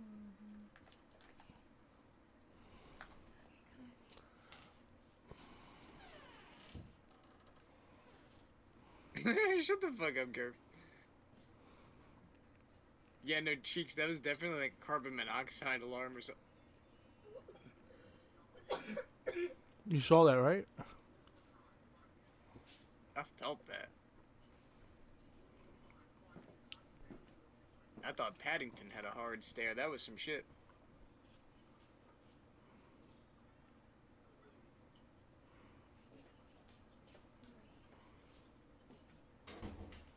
She looks like my 6th grade math teacher for real.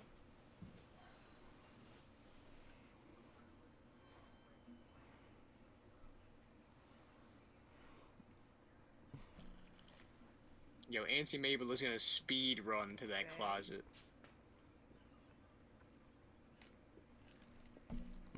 Yeah. I need to show you something about these oxtails I'm gonna make. Come here. About these oxtails I'm finna make. Okay. Come closer. The fuck is Faye so afraid of? It's only Aunt Mabel. You know, Cheeks, it's happening constantly.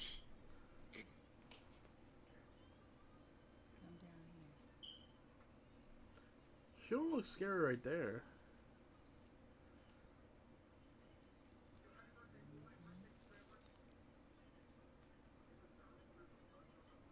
What just happened?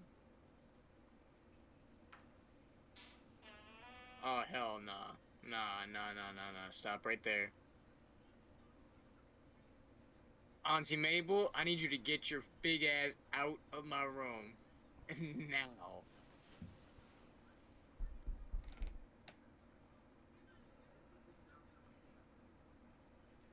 Back the fuck up. Those footsteps happened that fast?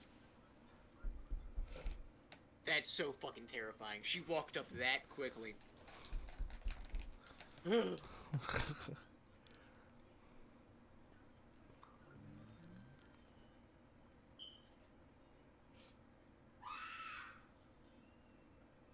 That ending sucked ass. Yeah. All of the endings for this person's content just involve a computer-generated face Wait, why do you? becoming demonic. Why do you have an ultimate gay test meter right there next to your cursor? Dude, I'm telling you, my ads on YouTube are so fucking random. Wait, here, let's refresh and see what I get. It's gonna be like a big black dick there.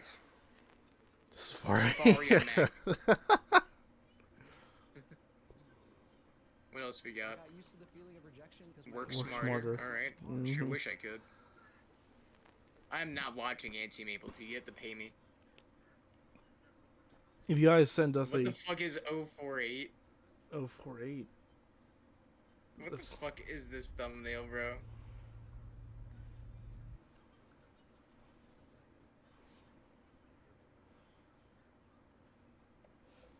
$10.14.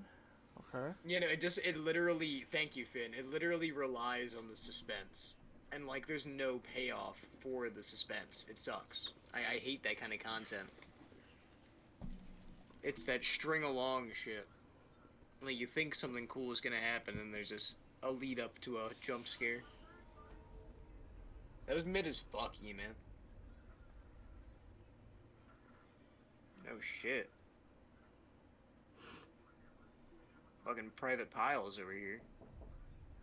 I thought that knock was in my room. I was about to piss myself.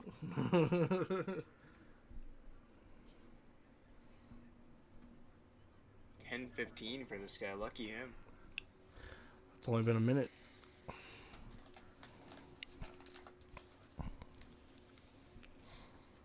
That Mr. Bean poster scared the shit out of me, bro. Dude, Mr. Bean is doing it for me right now. I'm gonna be real. Who just has a Mr. Bean poster? May I recommend some hardcore porn to watch? Yes, you can, Ethan. Alright, what's with the close-up? This is not needed.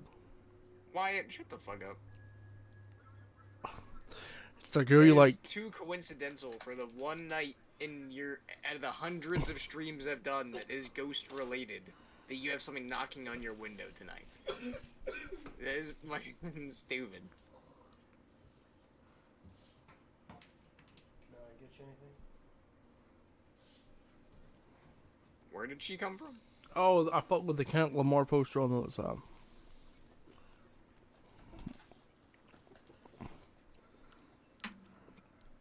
You're drinking tap water. It's crazy. This is not recorded in Flint, Michigan. What are you doing here, Cindy? You're not gonna believe me. I don't believe your shitty acting compared to this guy. I was heading towards my door. I just got back. From where? I opened the door, and when I looked up, there was someone else in my room. Just Auntie Mabel was there. She was in the closet talking about the collard greens. She just looks at me and is like, I'm gonna make you some oxtail. Collard greens. I sound crazy, but I'm telling the truth. I'm so scared, and I don't want to go back. You know you can't stay here. Get the fuck out, is what he has said. You really think that's what this is about? I wouldn't even be here right now if I didn't have any other choice. Okay, I'll tell you what. I want to go to bed, so how about I go check out your room, make sure there's no one there, and then we can both go our separate ways, alright? Dude, why can't she stay there? I don't get it. I'm guessing it's like a college storm. Or something like that. Probably, but like, I don't know. Like, she's not ugly or anything. And this- I'm gonna assume this is like his ex-girlfriend. Yeah.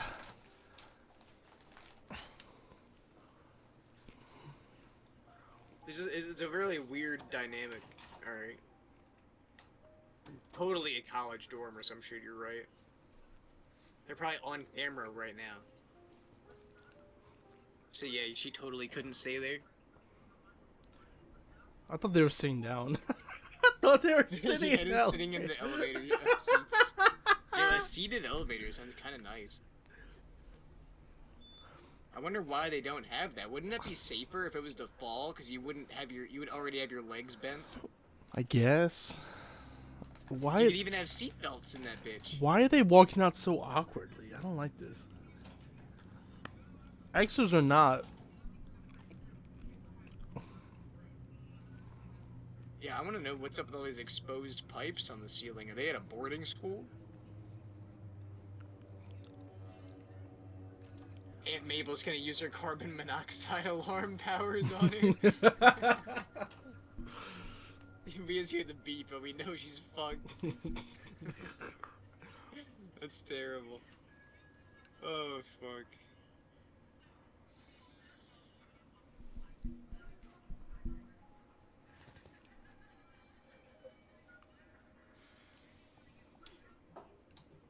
Well, if anyone's here, they're gone now. You know, if you're really worried about it, you can always just file a report or something. I don't know. Anyways, you're all set, so I'll let you go. Thank you. That was a dumbass anime pause. What the fuck was that fucking... Yeah. Yeah. You're bored as hell? Ethan, why don't you try jerking off? He's gonna be right behind her. No, literally. Oh no. Never mind, not literally. You were wrong. Damn. Oh wait, look at the clock. It's 11:03. That's a big fucking bed for one person. Is If it- I was a ghost, I'd move right in that bitch. Oh yeah. They're asking for trouble with all this living space. Damn, it's dark as shit in that room. Is she gonna be dead? She's gonna be in his room.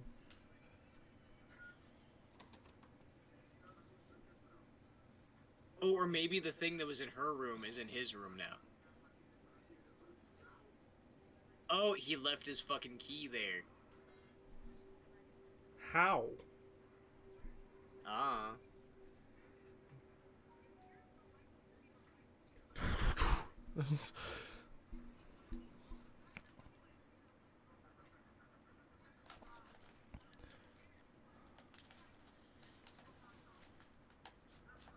What?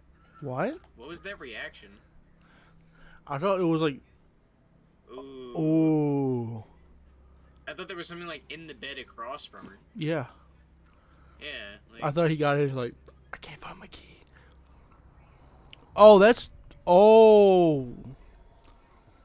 Why does it look like that one dude from that box shit? yeah, it looks like the dude that was in the box. Yeah. Yeah. Yo, what the fuck? Why is the... Yo, what if it's Mr. Bean? He jumped out of the dude's poster.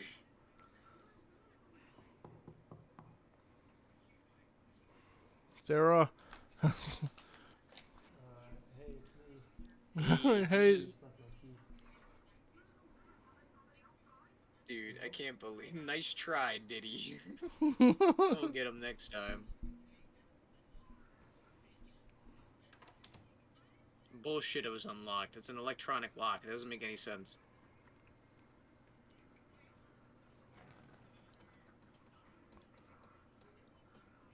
Don't go in there.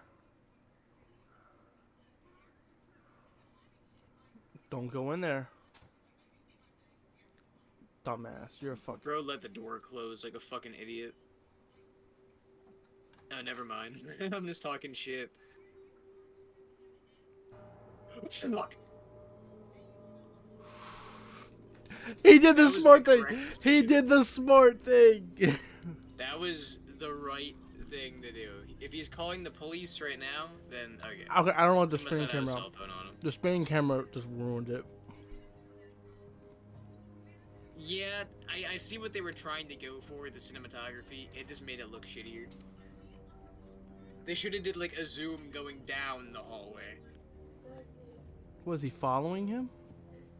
No, but they could have made it like it was kind of like looking like that at least.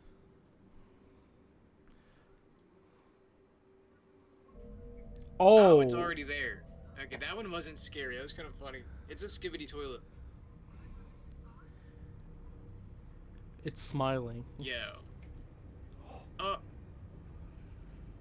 That's Oh, crazy. look at the fingers.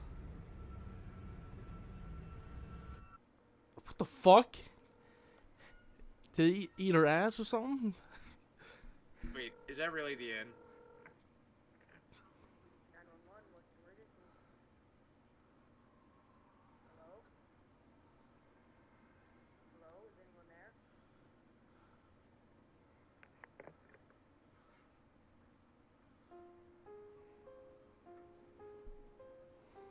I'm not gonna lie, watching these just kind of makes me want to do it my fucking self and do it better. Yeah. Like, literally, that should not have been a ghost thing. There should have been, like, an actual, like, rapist hiding in her room. And as he left, like, he saw some crazy shit happening.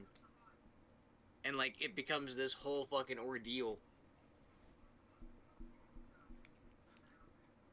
Like, that would have been a lot more scary if that was, like, a real dude and not supposed to be, like, some weird, stupid fucking demon. Mm-hmm. Like, oh, a naked guy demon. Third time this video. Great. If I had a nickel for every naked demon I've seen in these video shorts. This is awful. May I recommend another short story from the watch? Absolutely, babe.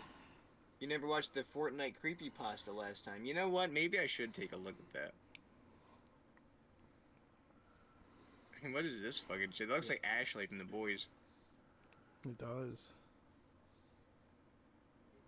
I never realized how many films there were. Cookie. What the fuck? Cookie. Cookie. 13 million views. Thank you, E.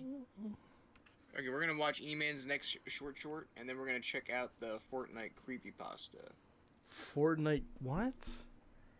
Yeah, apparently Girth has a Fortnite creepypasta that is apparently quite interesting.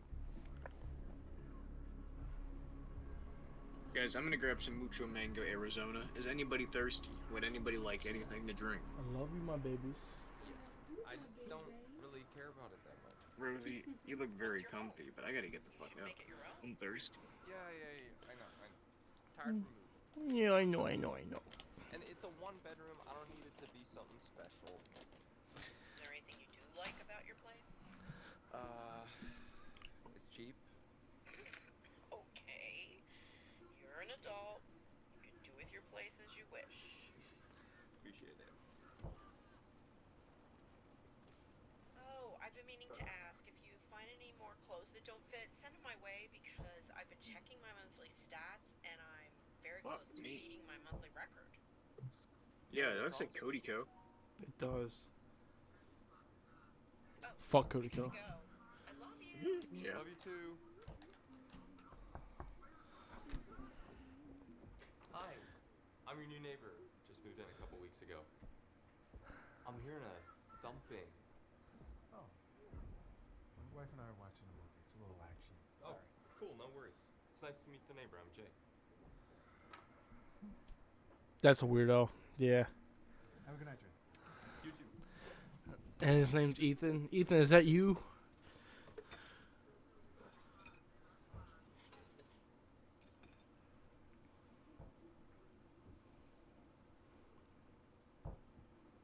Yo, Ethan's like insane. Yeah.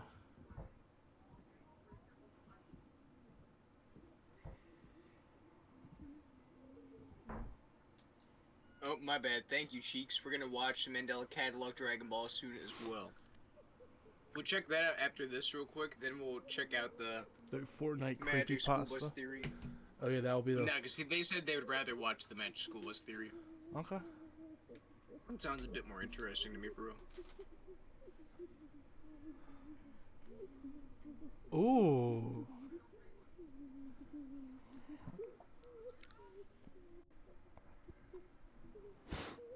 Someone's gonna be behind him.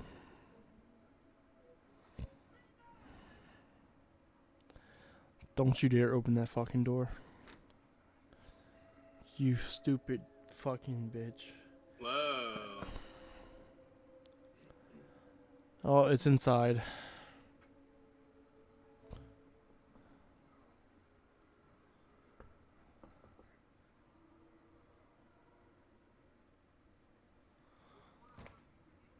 Hi, Ethan. I'm sorry to bother you again. I'm hearing a fight going on. A fight? Everything's fine over here. I heard a woman yelling. So, like, is your wife home? Do you mind if I... Yeah. What was your name again? Oh, it's Jay. Jay. I don't mean... Honey, our neighbor Jay is here. He'd like to have a word with you. Oh, that is a chick in the yellow dress. Are you... sorry, I'm Jay. Morgan, nice to meet you. Jay here said he heard us having a loud fight. No, we're not. Yeah, it's just... I saw a woman crying outside my door. Like, literally a minute ago.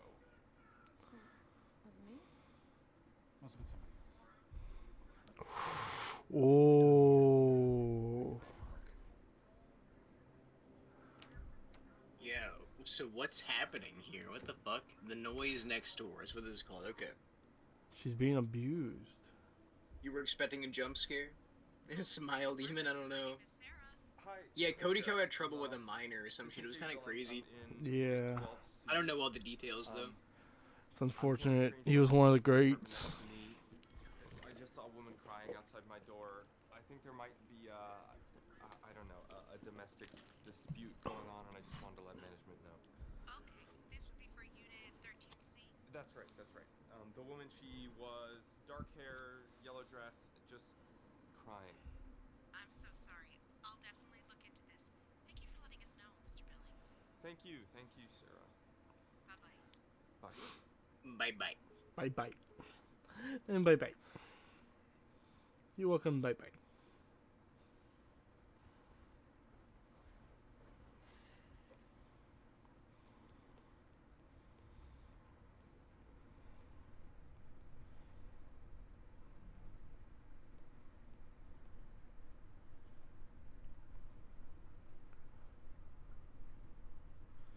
Don't go near it. Don't go fucking near.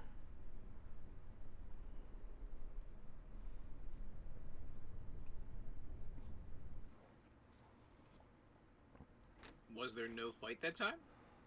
She's dead.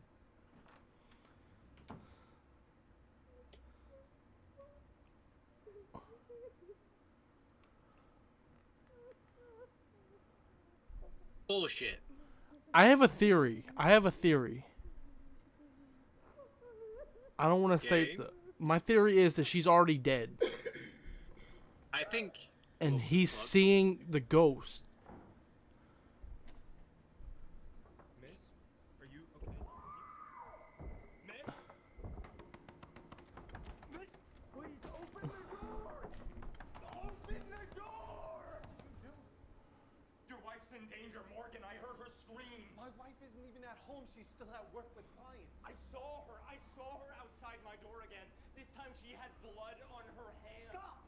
Stop! Look, this is starting to become harassment. I mean, now you're watching us through your peephole saying my wife is out here? I saw the bruise. Excuse me? I know what you're doing. I'm so fucking confused right now. I am too. My wife is a behavioral therapist. Kids give her bruises all the time. I'm calling the cops. You know what? Go right ahead. I'm not just gonna stand by and let you do this. Honey! Honey, I'm home! I thought he said his wife wasn't home. Yeah, he's showing him that she's not. Oh.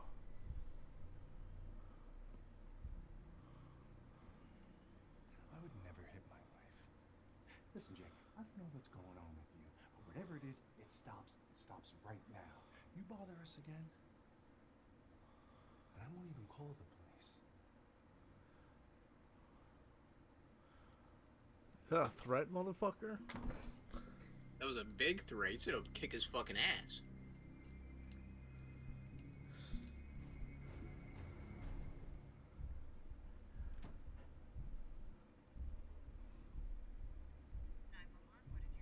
My name is Jay Billings, and my neighbor is abusing his wife. I heard them screaming and fighting through the walls, and just now I saw her outside of my apartment crying with blood on her hands. Do you know where she is now? She was inside her apartment. The husband just got home. Have you seen any weapons? No weapons. Okay. We'll send officers over there now. What's the address? It's, Fulton Ridge Apartments, 8511 Carter Drive, and they're in Unit 13C. Officers are headed there now. Shouldn't be more than 2 minutes, okay? Thank you.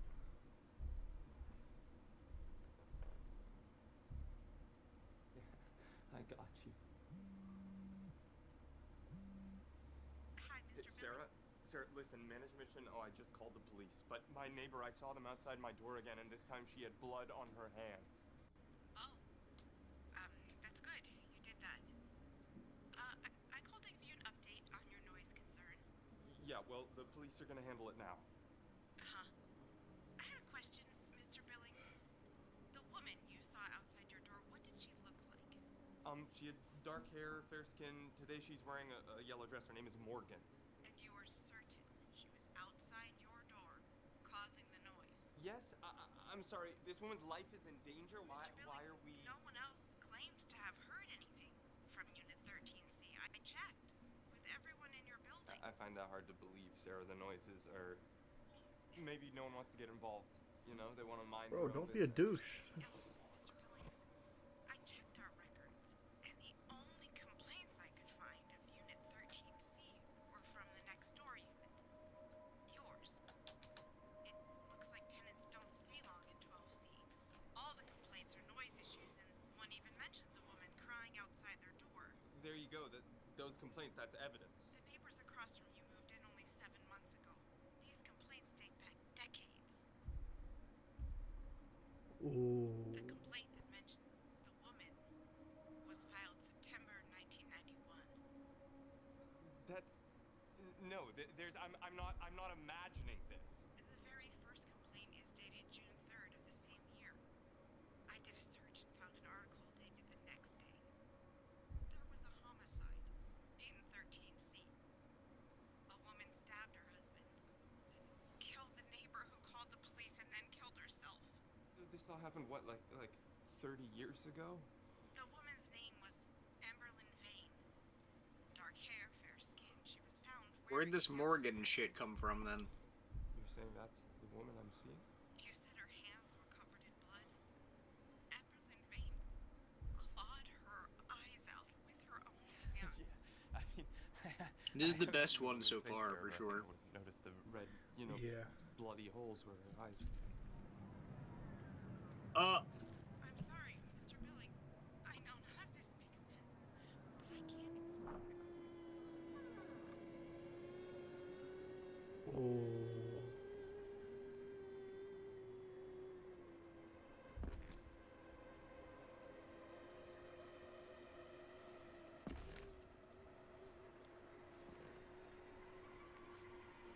Mr. Billings?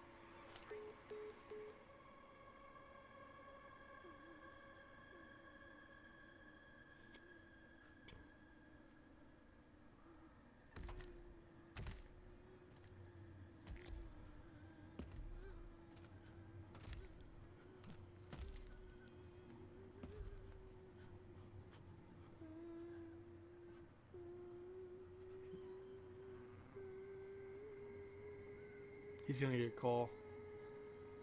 For sure.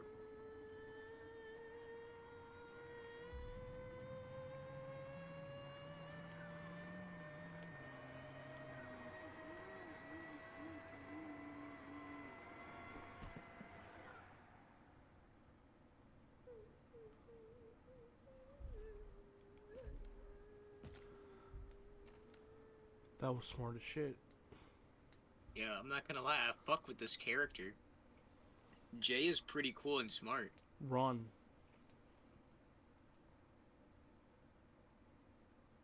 If she sprints as a jump scare, I'm gonna be so pissed off. He needs to run.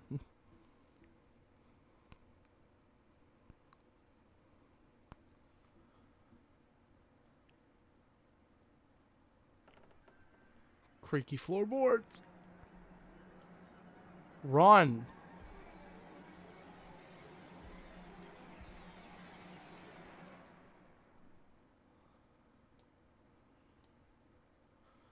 She's gonna run. Really? Oh, that ruined it. Why didn't he get away and they do a part 2? Dude, I'm not gonna lie, that was really cool. And it's really... First of all, did you get what happened? Like, with the people? Yeah. What was it? Well, are you talking about with his neighbors?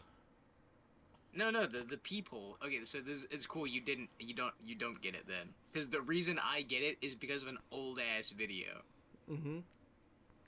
So let me find like the spot where it did it. You're saying that's the woman I'm seeing? You said her hands were covered in blood. Amberlyn Vane clawed her eyes out. Oh, but I mean, I'm getting because like I haven't seen the woman's they face, were. sir, but I think I would have noticed the. Okay, no, I don't get it. No. Here we go. bloody holes where her eyes. So this is what he saw when he looked out the peephole, right? Yes. This is her eyeball. Oh. He was looking right in her fucking eyes.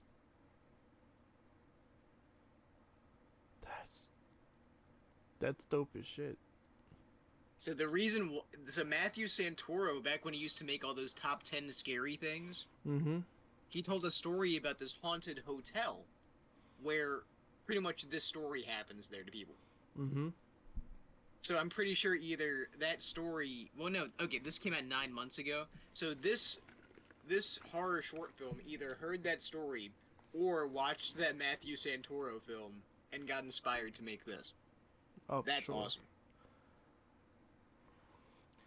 Alright, that was pretty cool. This is good. Good. Only 5,000 likes. Should be more. Let's check out this thing Cheeks was talking about.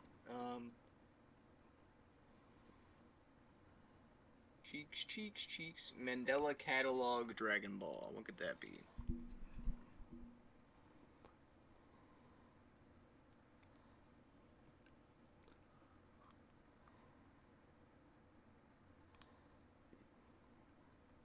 Excuse me.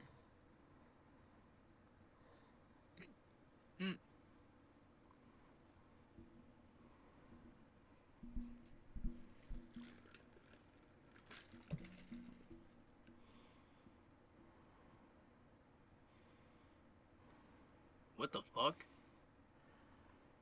What?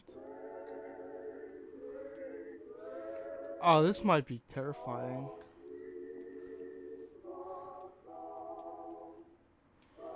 Dude, analog horror is so weird. It is, because actually, like, somewhat scary. It's so creepy. It's like unnerving. Yeah.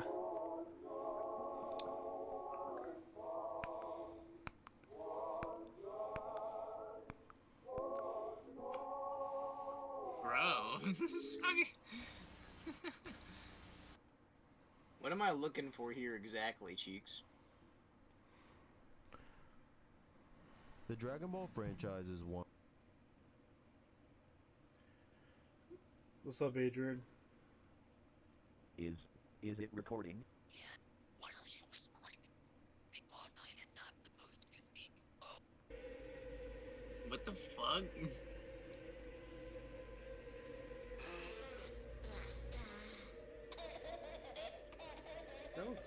What the fuck am I looking at, dude? You see another person that looks identical to you. Yeah, okay. I remember when that was a trend on the internet. Goku has overcome. You said what? If you see another person who looks identical to you, that was like a trend on TikTok. Yeah, some of those were actually pretty decent. Oh yeah. Dragon Ball The Others. I have never heard of this, but apparently it's an entire horror series. You think they're shorts? Okay.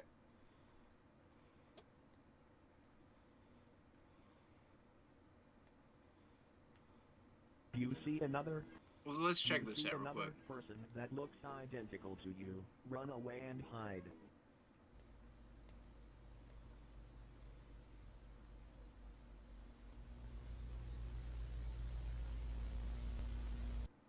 What the fuck is it? That's stupid. You see an. I can see how some of these could be good depending how they're made. That one was pretty ass. Yeah. Alright, let's yeah, let's watch some Plants vs. Zombies gameplay. It's a great idea. Are you being dead? No, let's go and end up on the Miss Frizzle theory for real. With the frizz? No way. Oh. With the frizz? Cruising down the main street. Fuck. There we You go. see. There's something about going back and rewatching old TV shows from your childhood that just How long is fills this you with video? this warm, nostalgic feeling. Even though you're older now and your tastes have changed, these shows can still connect with you in ways that Thank you, everybody. nothing Drop else the can like, by today. the way. I love you. That's at least how I feel when I rewatch The Magic School Bus. A show before everything became cynical and edgy. A show that just wanted to teach people how the world works. Yeah. But then you find something in that show that you don't remember. Something Oh. dark. I remember this fucking episode, man.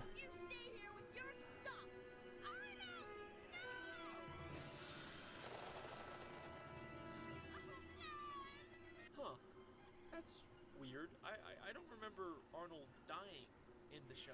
You don't? The more I rewatch, Yeah, I don't recall Arnold killing himself either, actually. He didn't. The episode. Yes, E-Man. inside the Magic School Go Bus ahead. is a He takes his helmet off. They grab him. They take him in the bus, and they bring him home. He's fine. just as dark or complex as any of my You don't remember that episode? I do. I remember the entire episode.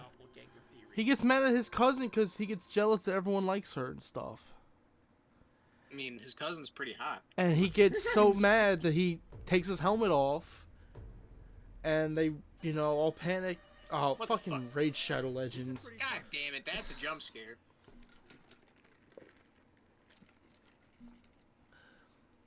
I might be the only one who remembers that episode. I remember that entire episode. It's neat. Bulma was one of the Bulma one was definitely the lamer ones. Okay, I got you. Yeah, Magic School Bus was a good childhood memory. Cruising on down Main Street. You might get baked into a pie. You can give Rhonda 28. You can give Rhonda 28. Thank you. Before we begin, I just want to say thank you so much for all the support on Don't Feed the Muse 2. This video isn't related to like this on the side. Thank you. Thank you. The Magic School Bus is an animated educational kids show that aired from 1994 to 1997. Yes, that is true. On Netflix in 2017. Ew. They made a new one? Rides again, yeah. Looks like dog shit. Yeah. Crazy field trips to places like outer space, inside the human body, and traveling Inside the asshole. to learn about how the world works. Literally, though. School growing up, but it wasn't until recently that I started to question some things about the show. Like, do the parents know that their kids are regularly going on these dangerous, life-threatening expeditions? No. And how is Arnold still alive after taking off his helmet in space? He's not.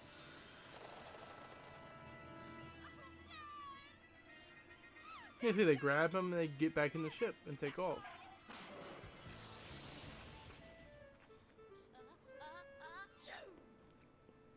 Thanks, Janet. Oh, he just got a cold after being exposed to the freezing vacuum of space.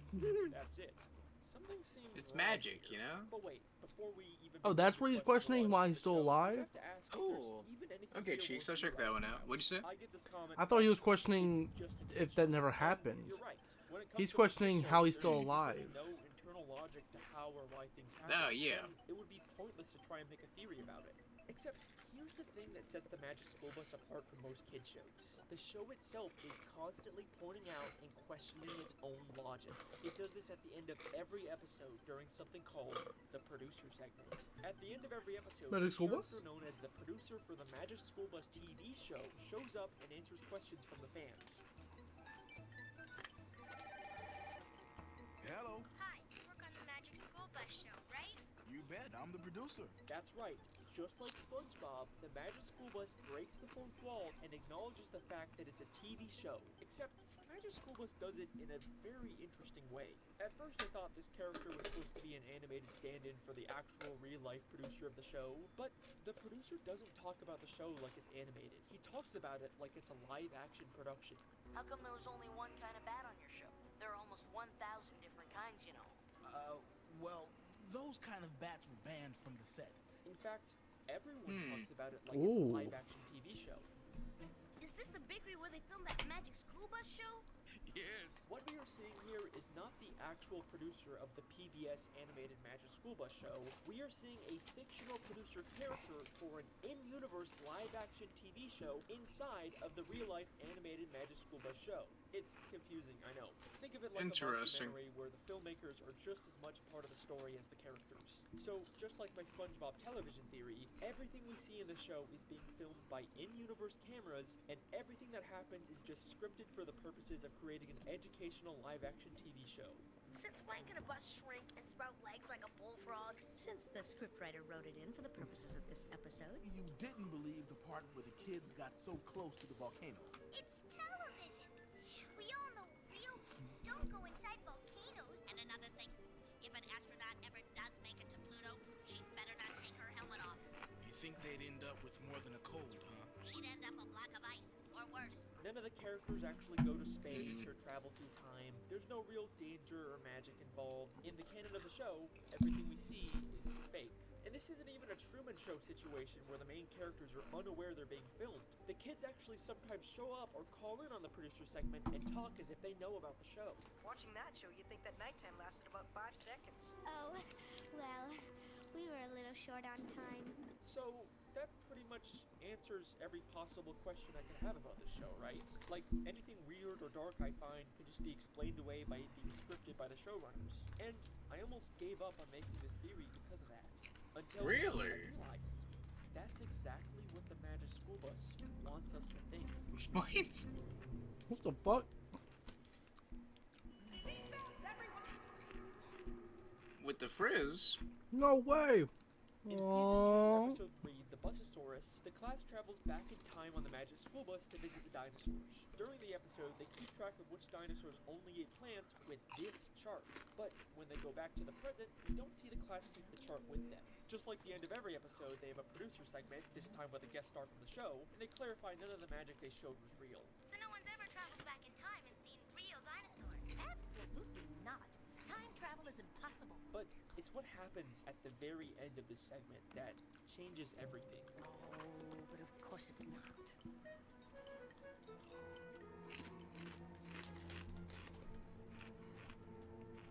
How could they find the dinosaur chart buried underground if the time travel wasn't real? This directly contradicts what the producers are constantly saying about the show. And this happens all the time in the producer segments. Which reminds me why I called in the first place. Yes? I'm still waiting for someone to get that pile of litter off my planet. Everybody knows there's no such thing as ghosts. Could never use comfort bungee jumping, not in a million years. Wish you guys would stick to the facts.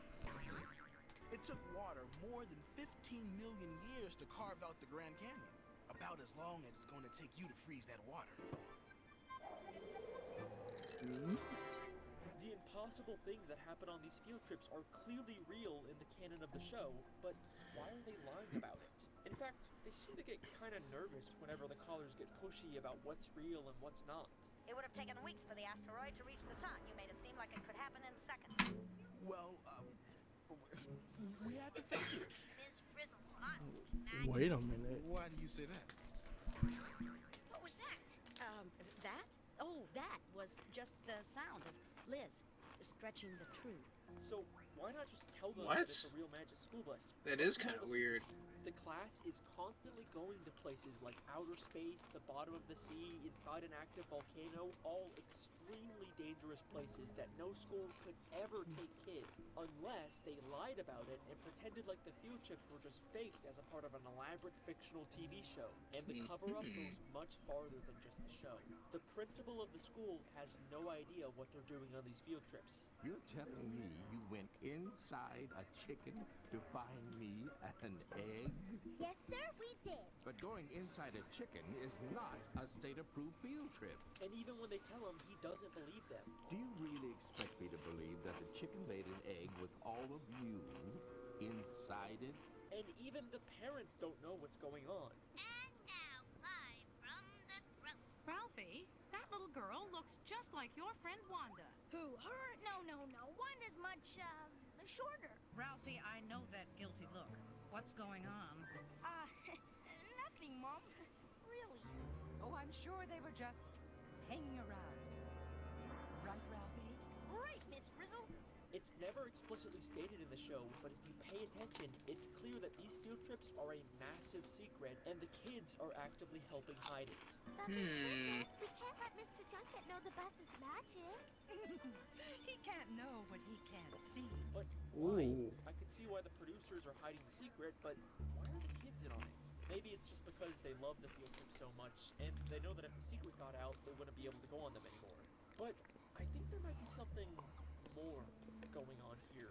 In the very first episode of the Magic School Bus, Arnold brings his cousin Janet to visit his school, and she That was the mentions first Arnold episode? told her all about the field trips they go on. Arnold told me all about your field trips, Dorothy, and what did he say? Look at their reactions to hearing this. They are terrified of someone else knowing the truth. Now, I've already shown you that clip of Arnold taking off his helmet and freezing in space, but I didn't show you why he did it. Throughout the entire episode, Janet is trying to I want some collect popcorn proof to too, prove that she man. went to space. And in order to convince Janet not to bring back incriminating evidence, Arnold does this. There's no way I'm going home without my stuff. It's proof. Nobody will believe me without it. Janet, you want proof? I'll give you proof. Here's proof of what'll happen to you if you stay here with your stuff. Arnold, no!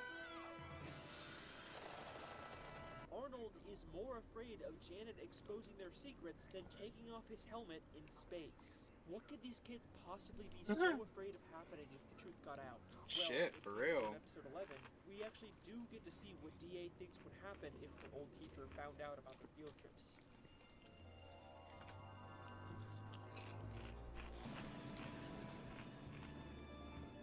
Mr. Seaflat, I'd like you to meet. Take chances, make mistakes, get messy. What the fuck? Whoa. Did anything like this at our old school. Holy shit. It's Miss Frizzle. They're all afraid of Miss Frizzle. Miss Frizzle may seem like this quirky, fun, eccentric teacher, but she is constantly manipulating these kids into being afraid and totally obedient. She is real creepy, right? Arnold asked Miss Frizzle if he could Yeah, no, for real. It's kind of Miss Frizzle, wacky. I'd really love to go on a field trip, but I've got this weird feeling. Well, Arnold, I do need a volunteer to stay behind. She casually says he can stay behind, but then without telling him, they shrink down and go inside of Arnold for their field trip. And kill him. At the end of the episode, they tell Arnold they were inside of him, and after this horrifying realization sets in, he says this. You went inside? Miss Frizzle, no matter what, I'll never miss another field trip. Never, ever, ever, ever. The message Miss Frizzle is sending is clear. If you disobey or try to miss a field trip, there will be consequences. Hey, you. And if you don't believe me, in the very next episode, the exact same thing happens. In this episode, Ralphie gets sick and his mom tells him he has to miss school, but Ralphie vehemently tries to fight it. It's my opinion, as your mother, and as a doctor, that you have a fever, which means you are sick, which means you are going back to bed. But Mom! Seems kind of weird, right? Usually kids love to miss school, especially a slacker, goofball character like Ralphie. But no, he knows there will be consequences. No, literally. And as expected, the class goes to his house, shrinks down, and goes inside of him. It's like an unspoken rule of the class. If you miss a field trip, you will become the field trip. There is a culture of fear and lies in the classroom, and Miss Frizzle is at the heart of all of it. No matter what, you must keep her secrets and continue going on these dangerous field trips, even if there's risk of getting hurt or worse. Which brings me back to my original question. How did Arnold actually survive after taking off his helmet in space? What if I told you he didn't, and the Arnold we see after this is not the same Arnold? No. Please let this be a normal field trip. You're telling me Arnold's dead in space right now.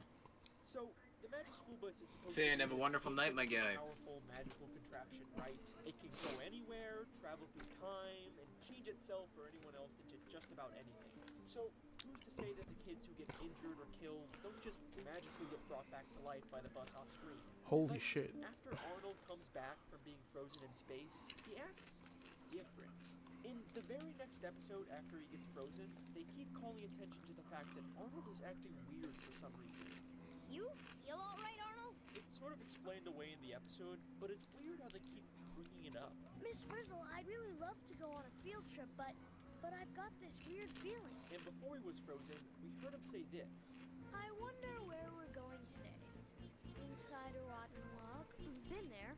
To the bottom of the ocean? Done that. He mentions how they've already been to the bottom of the ocean and inside of a rotten log. But they visit both of these places in future episodes, and Arnold never mentions the fact that they've already been there. In fact, no one does. It's like they don't even remember these past field trips. And this show does have continuity and a precedent for mentioning old field trips. This looks familiar. Kinda like when we were in your bloodstream, Ralphie. Remember? There's something really strange going on with these kids, but for the longest time, I couldn't figure out what it was. And then I discovered something. Something so impossible and confusing that when I saw it, it honestly gave me chills. In episode 2, the magic school bus shrinks down and goes inside of Arnold to learn about the digestive system. But there's something inside of Arnold that made me question everything about this show. Something that I guarantee you wouldn't normally notice. Are you ready? Let me play the clip for you. Esophagus. It's where your food goes after you swallow. Miss Frizzle, Wait. what are you doing? Did you see it? Let's slow it down a bit.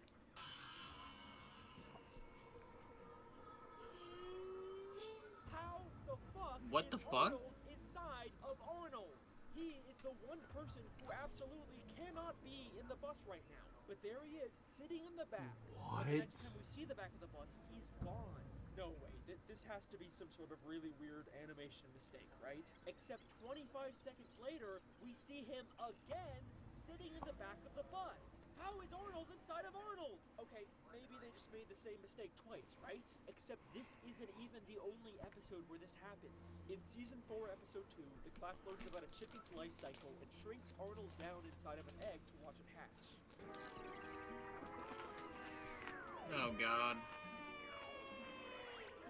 While they're waiting for it to hatch, the rest of the class goes to talk to the principal in his office without Arnold. Except for a single shot, Oh my god. you can see Arnold in the office even though he's supposed to be inside of the egg. And just like last time, he immediately disappears as soon as we cut back to where he was standing. Who is this second Arnold who keeps appearing in places he shouldn't be? And that's when it all made sense. The Magic School Bus doesn't bring dead kids back to life. They replace them with identical clones. Or, how I like to call them, doppelgangers. Holy shit. This is creepy as fuck. Immediately after Arnold died in space. This is either the Space Arnold's body or some sort of rogue doppelganger they lost track of, trying to blend in the back of class. But, wait a second.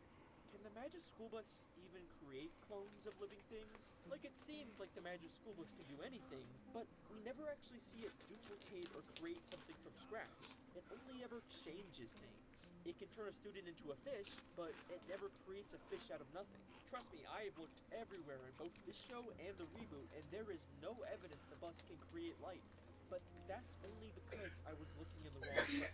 Miss Frizzle's classroom is absolutely full of dioramas of human body parts. An eye, a foot, an ear, the human skeleton. But if you pay close attention to these background objects, you'll realize they're not dioramas. They constantly move and blink as if they're alive. And the only possible explanation is that they were created by the Magic School Bus. Meaning it is totally possible for the bus to grow these doppelgangers to replace the students. Every time a student dies on a field trip, they have the perfect solution to cover it up. Yeah. But how often could they possibly need to do this? Yeah, the kids regularly put themselves in danger, but the closest we get to an on-screen death was Arnold taking off his helmet, and that's only one episode. Well, remember, the show itself is an unreliable narrator. They're obviously gonna cut out or recontextualize anything that could expose them.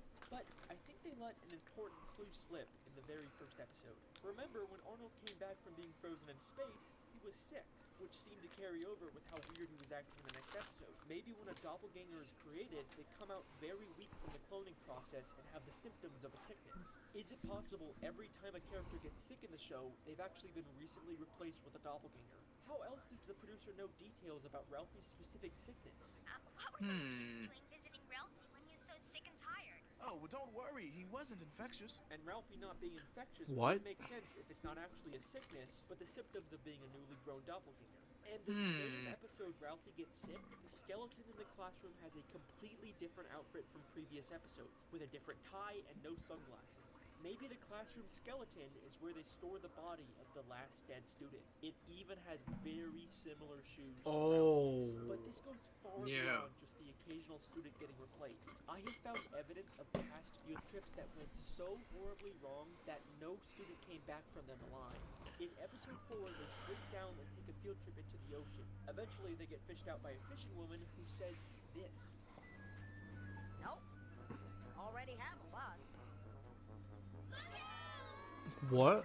Why would she have already fished up a miniature bus from the ocean? I mean, maybe it's like a toy or something, but that's not the only time something like this has happened. In Season 2, Episode 1, they explore an underwater volcano and briefly pass by a random sunken ship. Except, if you look closely, it has a figurehead of Miss Frizzle on the front of the ship. Why on earth would a random ship at the bottom of the ocean have this? Well, it looks a lot like when the Magic School Bus turned into a boat in Season 4, Episode 13, and had a figurehead of Liz, the class pet. These are the wreckages of past failed field trips where nobody returned alive. There have been countless children who have died on these field trips, but why? What is the point of all this? Who's really running the show here, and what is the true identity of Miss Frizzle? No way. Magic School Bus TV show is run by the producers we see at the end of every episode. You bet, I'm the producer. One of them. There's two characters who have been called producers of the show, and we never find out their names or where they came from. But do they look familiar at all to you? I've They always have thought a very this. similar appearance to Tim and Wanda. Yep. Is it possible the producers are actually the original students who survived all these years? And the similarities go far beyond just their appearances. Holy the male shit. producer is seen working on a bee farm that we've never seen before, but Tim mentions in season 3, episode 1, that his grandpa owns a bee farm. I've been delivering honey from my grandpa's bee farm all summer. What the Maybe fuck? The producer is working on his grandfather's farm. And just like how the producer works on storyboards, we see Tim working on his comic books. The female producer has a big plush frog in her office, and we know Wanda used to have a pet frog that she loved. You know, Miss Frizzle, No I was really glad when fucking you said I'd way. bring my best friend Bella to bullfrog to school. In fact, in season 1, episode 5, Wanda has to let her... Quick timeout, because I'm pretty sure what this actually is, all these plot details. I'm pretty sure it's those two kids all grown up, and they made a TV show about their adventures with Miss Frizzle.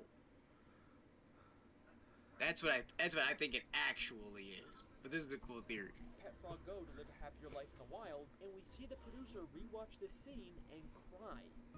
Bye, Bella. I know you're going to have a good life here, but I am going to miss you. Bella. Bella. I think it is very likely that the producers are the original Tim and Wanda. But what about the rest of the original students? Maybe Tim and Wanda are the only survivors, but I did find this guy working at a carnival in season 2, episode 10 that looks a lot Like And Ralphie. I can also totally see Ralphie Yeah, showing so- up to work at a carnival. But then what about I Miss think Frizzle? Ralphie's Even though alive, we as the you can see. producers running things at the end of the episode, it seems like Miss Frizzle is also in charge of the show. You really expect us to believe that Mikey had the power to actually knock the bell clear off the hammer slammer?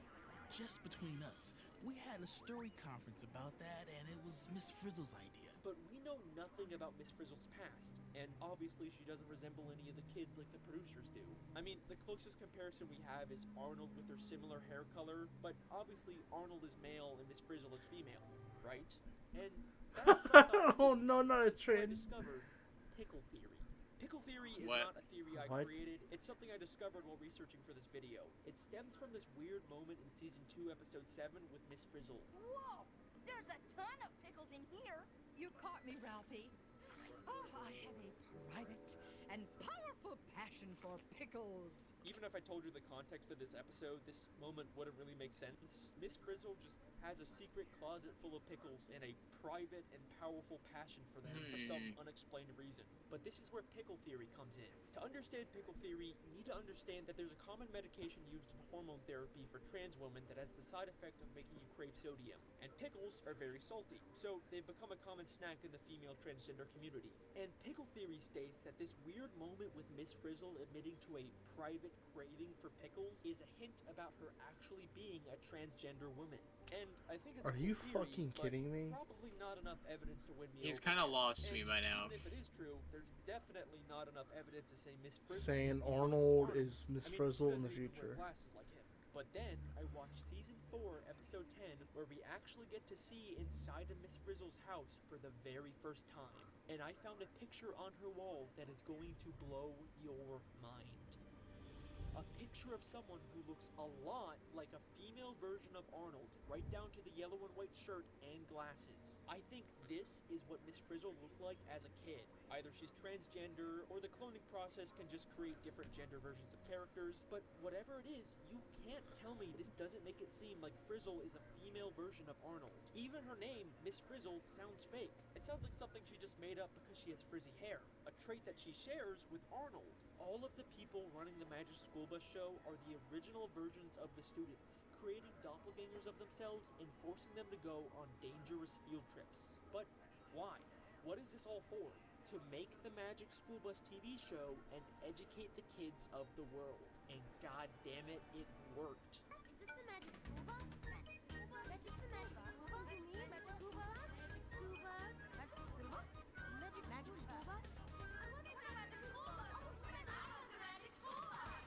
In this universe, everyone knows about the Magic School Bus. It is a massive success. If you want to educate the world, then in the words of Miss Frizzle, you have to take chances, make mistakes, and get messy. Get very, very messy. Oh God. Oh my God. And that's the Magic School Bus Doppelganger theory. Okay, bye. That's an awesome thumbnail.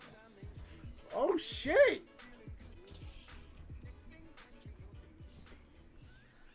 Bro, that was so fucking dope. This video was a lot of fun to make, and it was a good break from all the work that went into Don't Feed the Muse 2. Like I said, this video isn't related to that series or the ARG. I'm still going to be making these separate standalone theory type videos on the side. I know it probably seems like I hate making theory videos from Don't Feed the Muse, but that's more of a character that I'm playing than my real thoughts on these videos. They're honestly just a lot of fun to make, and they help fund bigger projects like Don't Feed the Muse. So we can... Well, good for him. Everybody check out Don't Feed the Muse. Can we watch another one before we end? Those are... Dude, I'm falling asleep. You falling asleep? Yeah. See, if you want to keep going, you're more than welcome. Yeah, I'll keep it on for a little bit. I'll keep it on for a little bit. There you go. Everybody, go ahead and head over to Weepy's if you're not going to sleep yet.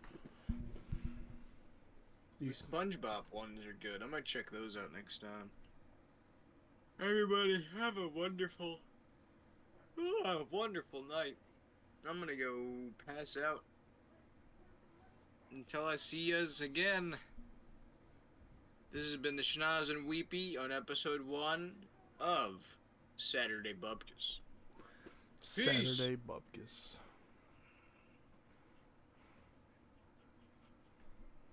Good night, Ethan. I love you. Alright, Weepy. I'll catch you. Alright, man. You too. Have a great one. Thank you for... This was fun, man. Fuck yeah. We gotta do this again. Hell yeah. Alright. I wish you the best of luck. Have a good night. You too, Chief. You too. Peace. Peace, brody.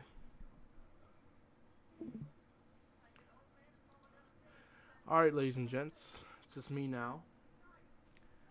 We're gonna continue for a little bit longer, and then we're gonna probably end off here, because I do want to watch at least 1 or 2 more of those videos, because I'm not gonna lie to you, those videos got me interested.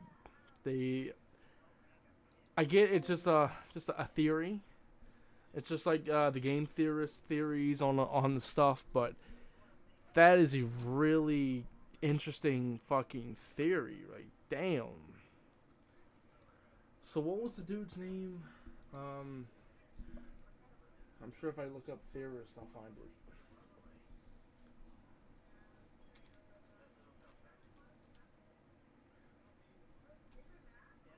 Alex Bale. That's his name. You said he had a SpongeBob one?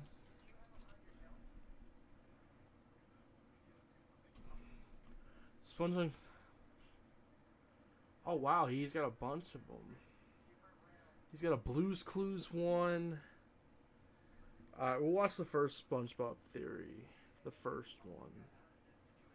Alright, those two are from 5 months ago. That one's from 4 years ago. Where's the original? It's probably one of his most popular videos, I can assume. The Pixel one is your person. Didn't Schnozz watch that one last episode? Oh, so the first one is the Squilliam conspiracy. So he's a fraud. There's an Goofy Goober. Patchy the Pirates. What?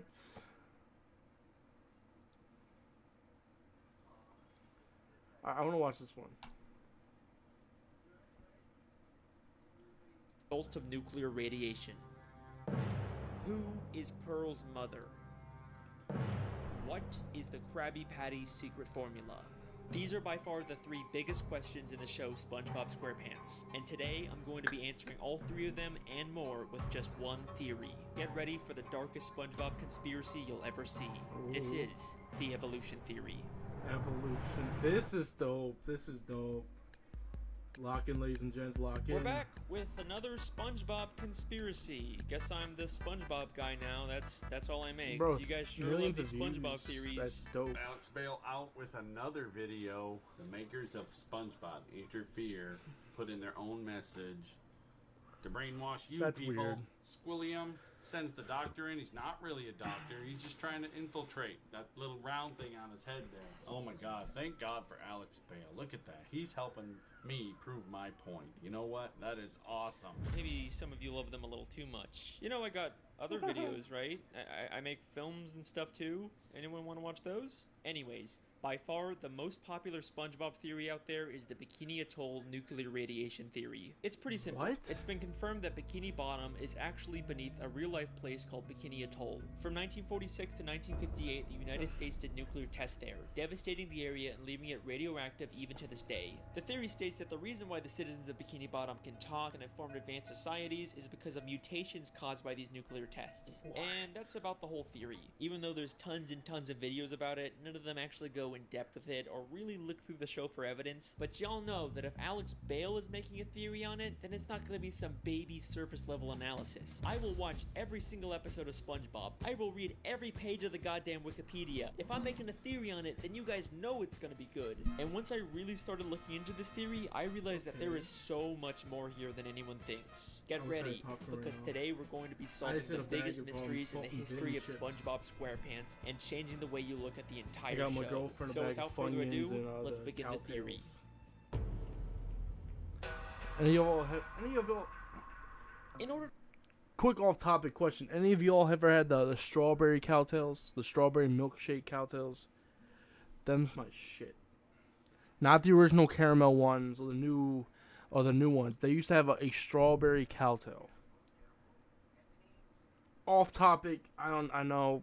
It was like a strawberry milkshake cowtail. Dope as shit. I can't find them anymore. If they still existed, I'll buy one. A whole video about it. Back to the video. In order to find out whether the Bikini Atoll theory is true, we first have to determine whether fish talking and being so intelligent is unique to Bikini Bottom, or if that's just the way the SpongeBob universe works. You know, it could just be that Cowtail, like the caramels with the cream in them. A cowtail. Before we end stream, I'll show you what a cowtail is. all animals in this world are able to talk, and that's completely normal because at the end of the day, SpongeBob is still just a cartoon. Well, if we take a look at Season 10, Episode 10, Feral Friends, we get a bit of a hint about how the SpongeBob world works. In this episode, a green moon appears and transforms all the characters into less cartoony, real-life versions of themselves.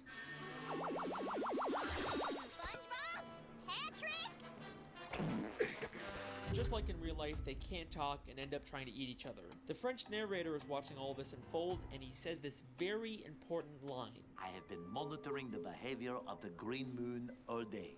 It is called Neptune's moon.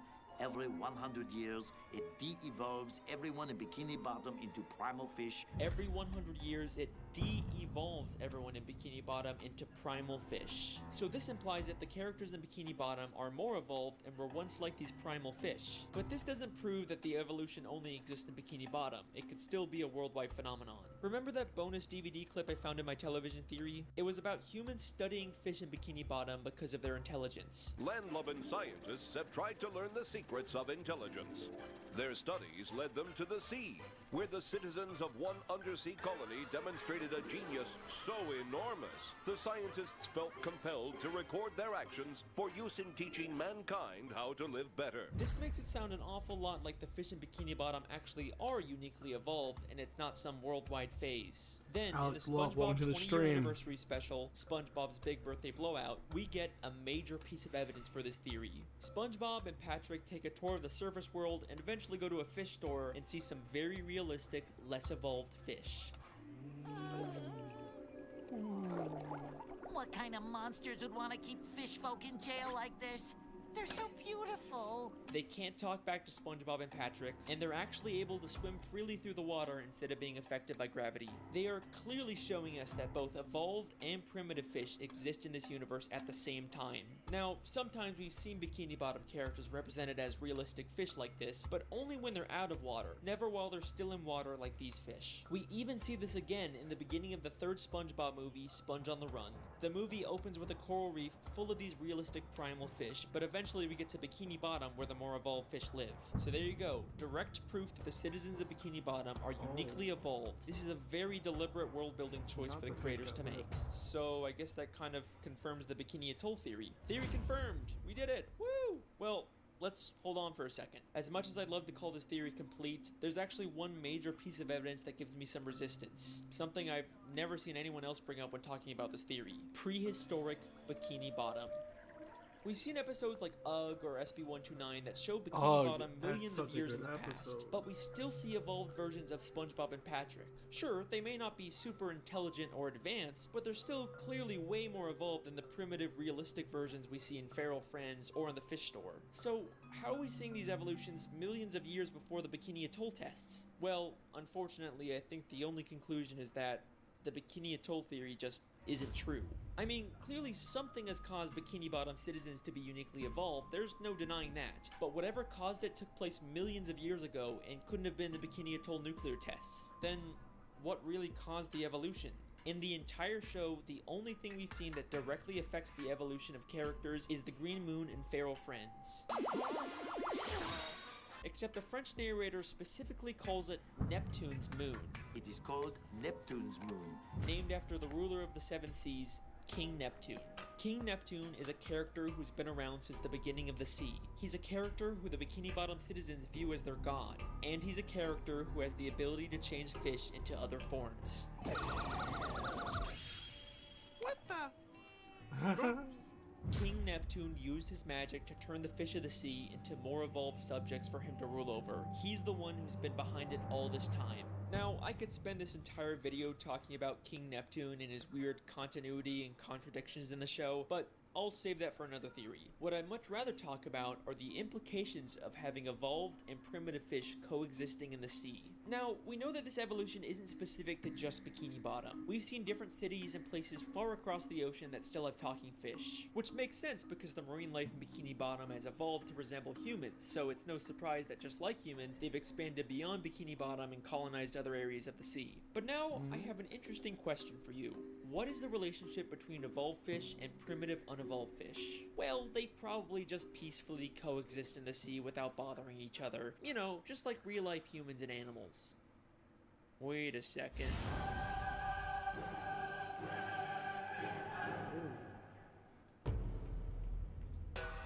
War. In Season 3, Episode 10, the Krusty Krab training video, there is this hilarious, absurd moment when they're talking about Mr. Krabs. After the war, Krabs stayed secluded in a deep depression that seemed endless. Like, what war happened in Bikini Bottom? They just tell us this and then completely drop it. But with this new context, is it possible that Krabs fought in a war against these primitive, wild fish of the sea? I mean, let's remember in Feral Friends, some of those de-evolved fish were massive compared to the evolved fish, and they immediately started attacking each other. The battle for the survival of the fittest rages on in the animal kingdom. So yeah, in order for the Bikini Bottom citizens to survive and expand, they would probably break into some kind of war. And from the sounds of it, this war must have been pretty brutal to put Mr. Krabs into such a deep depression. But I'm getting ahead of myself.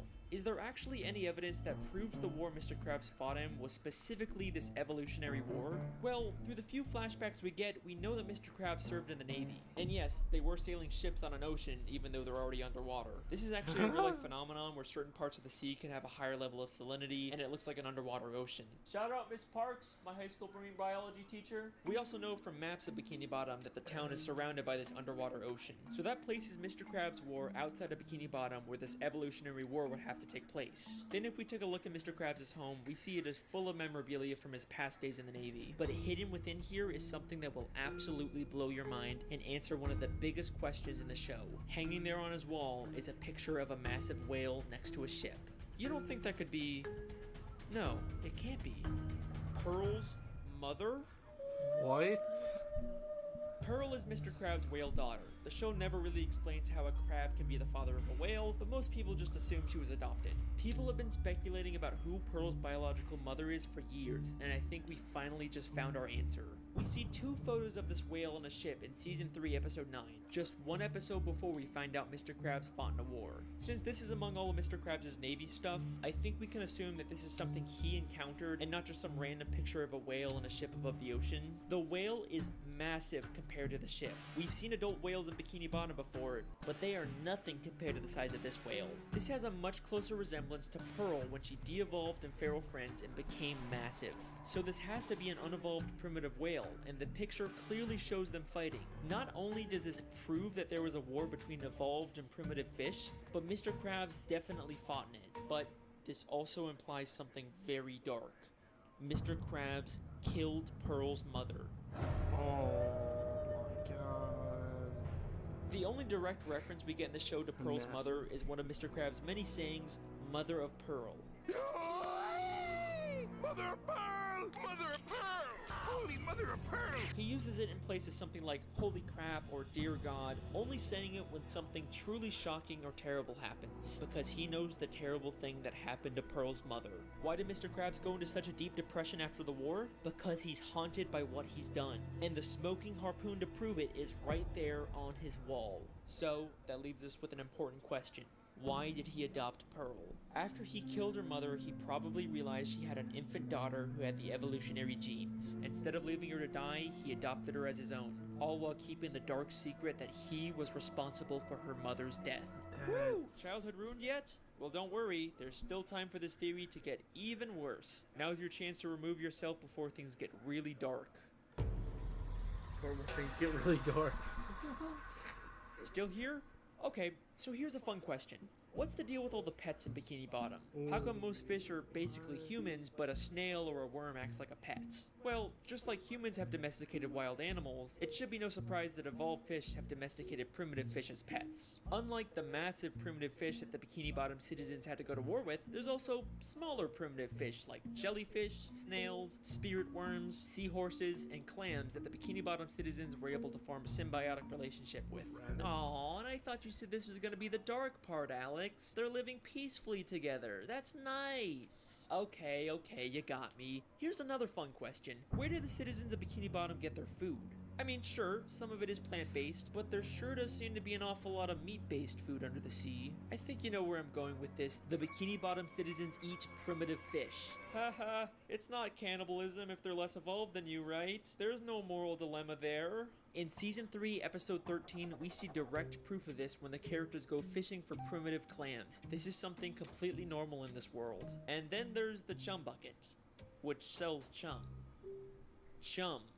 Chum is literally just ground up fish. The show isn't even hiding this. Now, we don't really see too much of the meat harvesting side of Bikini Bottom, and I'm not surprised they're keeping it on the DL, you know, with the whole cannibalism thing, but there is one secret to making food that is kept more secret than anything in Bikini Bottom. The best kept secret in the entire show.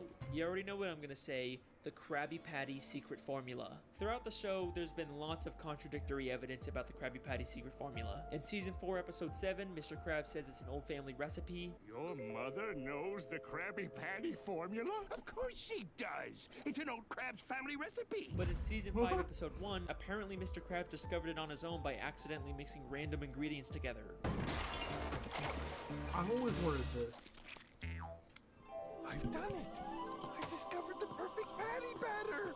Sometimes it's a secret formula, sometimes it's a book, sometimes it's a secret sauce, and any glimpse we get at the formula is just random nonsense. There is a ton of contradictory evidence out there, but I think this might all be intentional. In order to throw people off, Mr. Krabs has spread misinformation about the Krabby Patty formula. In fact, he's already done this in Season 3, Episode 18 by hiding a fake formula for Plankton to find that says he's the secret ingredient. Mixed together with the most important ingredient of all, 4 heaping pounds of freshly ground plankton?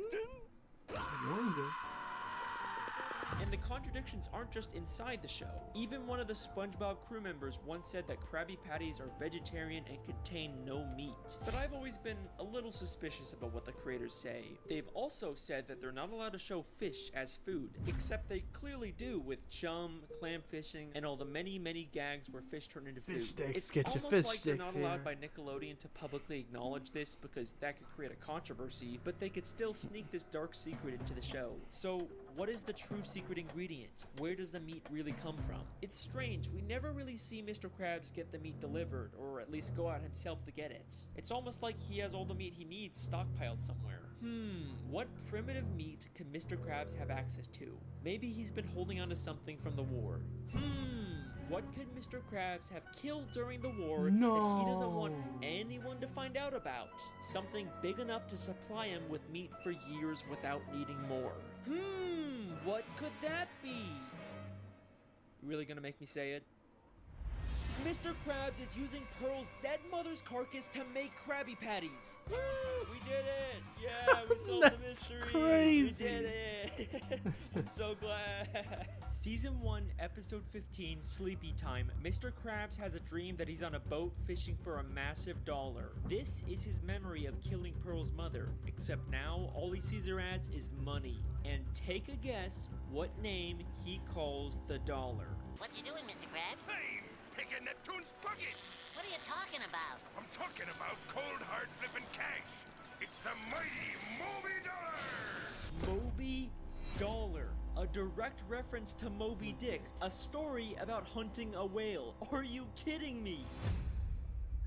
And that is the evolution theory. I warned you guys this would be a dark one. The Bikini Atoll theory, King Neptune, Pearl's mother, the Krabby Patty formula, we hit everything in this theory. Even if you don't agree with all of it, you gotta admit a lot of this makes sense. Eugene Krabs' aspirations for money and greed have caused him to do terrible, terrible things. At least his love for Pearl seems to be real, so maybe there's some small amount of good in him. And even though Pearl's mother probably provides tons of meat, eventually he's gonna run out and he'll have to face what he's done. Well, unless of course there's another whale he has access to. Nope. Nope. No. No, that's even darker. Mr. Krabs wouldn't do that. He loves Pearl. He's not just raising her for Krabby Patty meat. Even Mr. Krabs isn't that much of a monster. From every side I've ever seen to the sweetest sound I've heard, I'd gladly give up everything for all the money that I've earned. No. Well, alrighty then, that's the end of that theory. Just gonna end it here before there's any more dark plot twists. You guys have been insanely supportive with these SpongeBob theories, so I guess I have to make more. I've been your... No, that's not... I believe I've seen the Mrs. Puff theory. So I'm not gonna watch that because I feel like I've seen that before. And I'm going to give a brief description. I believe that her name's not Mrs. Puff.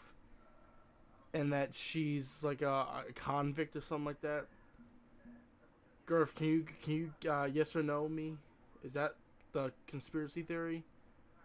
That she's not really Mrs. Puff. She using that name? Yeah, okay, yeah. I've seen it already. I haven't seen any of the other ones though. I want to find a quick one real quick and then end it. Not the hour and 20-minute one. I would love to watch that. Different day though. Different day. Let's watch the Squilliam Fancy Son. Squilliam Fancy Son? Squilliam Fancy Son! Oh, Squilliam math Fancy class. Son! Squilliam Fancy Son III is Squidward's rival from high school band class. So, I just... The Squid Wars? Squid Wars. Where's Squid Wars at?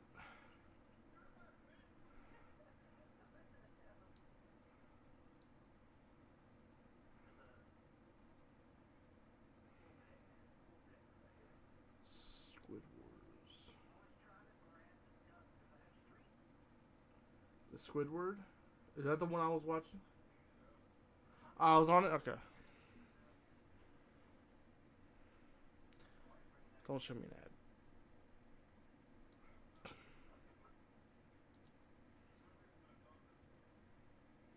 I just took my private yacht across my private lake to my private heliport. He's more wealthy, popular, and talented than Squidward, and he always rubs it in his face. That's right. I'm living your dreams, Squidward. Oh, just succeeding in everything you failed in. But I intend to prove that he's a fraud, using his wealth to make himself seem more popular and talented than he actually is. He goes to ridiculously extreme and expensive lengths to humiliate Squidward and show his superiority, and I'm gonna prove it. SpongeBob is one of my favorite shows from my childhood. Even going back now and rewatching the old ones, it still holds up. You might think, it's just a kid's show, there's no continuity, there's nothing worth theorizing about, but the show constantly brings back characters and references to previous episodes, and if you look closely, you can connect the dots and find some very interesting stories. And today, I'm going to prove that Squilliam Fancyson III is a manipulative fraud. Evidence number 1, the pet hospital. We first meet Squilliam in Season 2, Episode 15, Band Geeks. Oh, the such episode a good opens with episode. Squidward playing the clarinet and getting a knock on the door.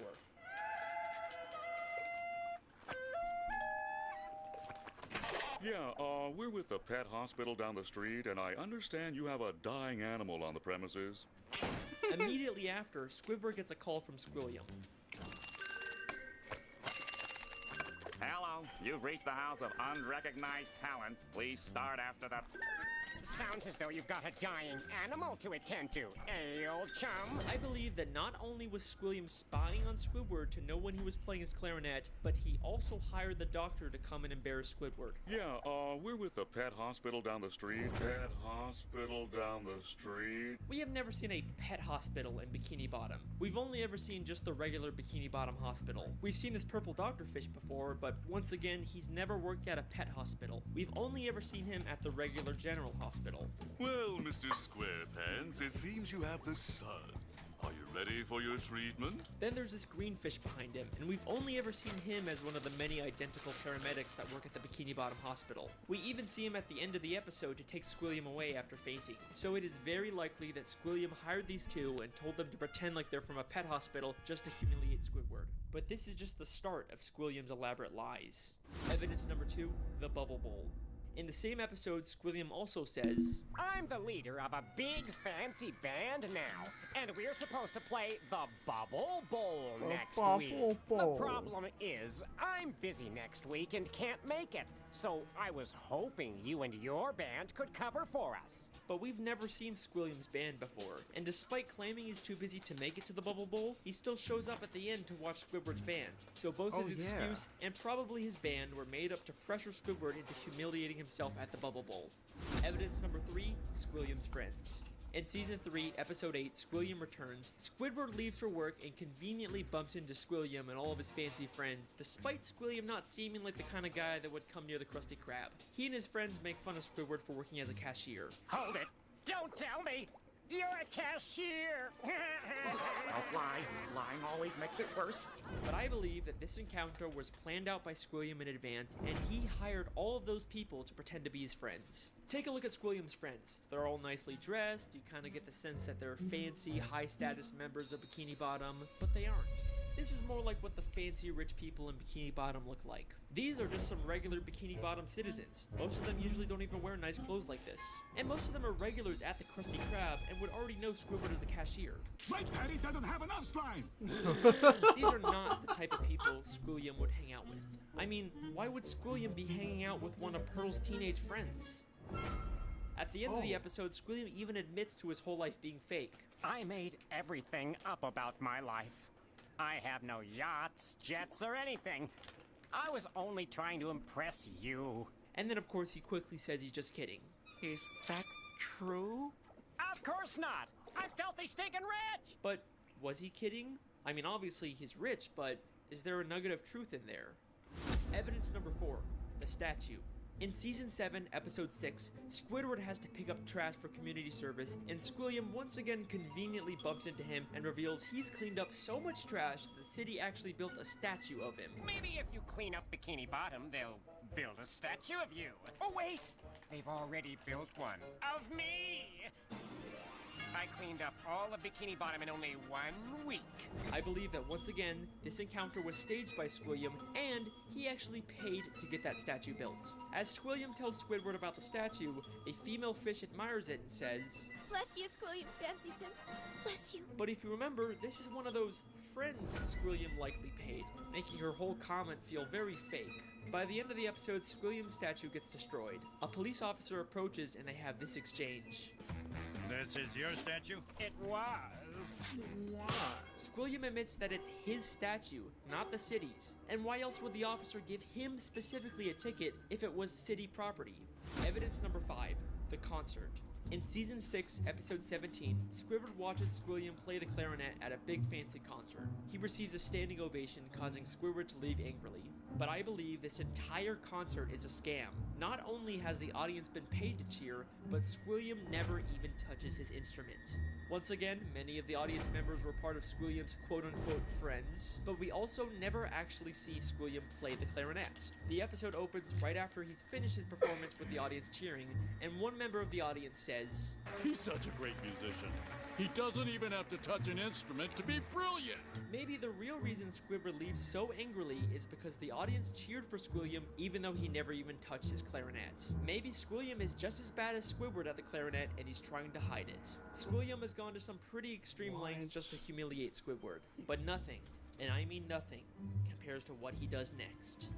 Evidence number 6. The Music College. In the same episode, after Squidward leaves the concert, he's approached by the headmistress of the Bikini Bottom prestigious music college. Aren't you the esteemed Squilliam Fancyson III, who we all came here to see perform tonight? She mistakes him for Squilliam and offers him a position as a professor. Squidward pretends to be Squilliam and teaches a class, only for the police to burst in and arrest him, all while he's being filmed on live TV. And I believe that this is Squilliam's most elaborate and most expensive scheme to destroy Squidward both publicly and legally. This encounter where Squidward gets offered a job is already suspiciously convenient, but listen closely to their exchange. I'm Squilliam Fancyson. But didn't you just say a minute ago that your name was Squidward Q Tentacles? It is. No, I didn't. Well, that's a relief. I mean, what kind of a moron would go to their worst enemy's music recital? What kind of moron would go to their own enemy's music recital? How does she know that Squidward and Squilliam are enemies? If she knew who Squidward was, then why didn't she recognize him? Why would she mistake him for Squilliam? This feels way too much like she was hired by Squilliam to set a trap for Squidward. And if that's not enough, the headmistress's associate is literally just a guy from the paid audience wearing a disguise. He just threw on some glasses to seem smart. Squilliam knew that Squidward couldn't resist the opportunity to teach a music class, even if it meant breaking the law. My very own music class. Then we get to the Bikini Bottom prestigious music college, and right off the bat, there's something very fishy about this place. The building itself is very green and grimy and has a very cheap metal look. Nothing about this says prestigious except for the big sign on top, which feels like the only new thing about this building.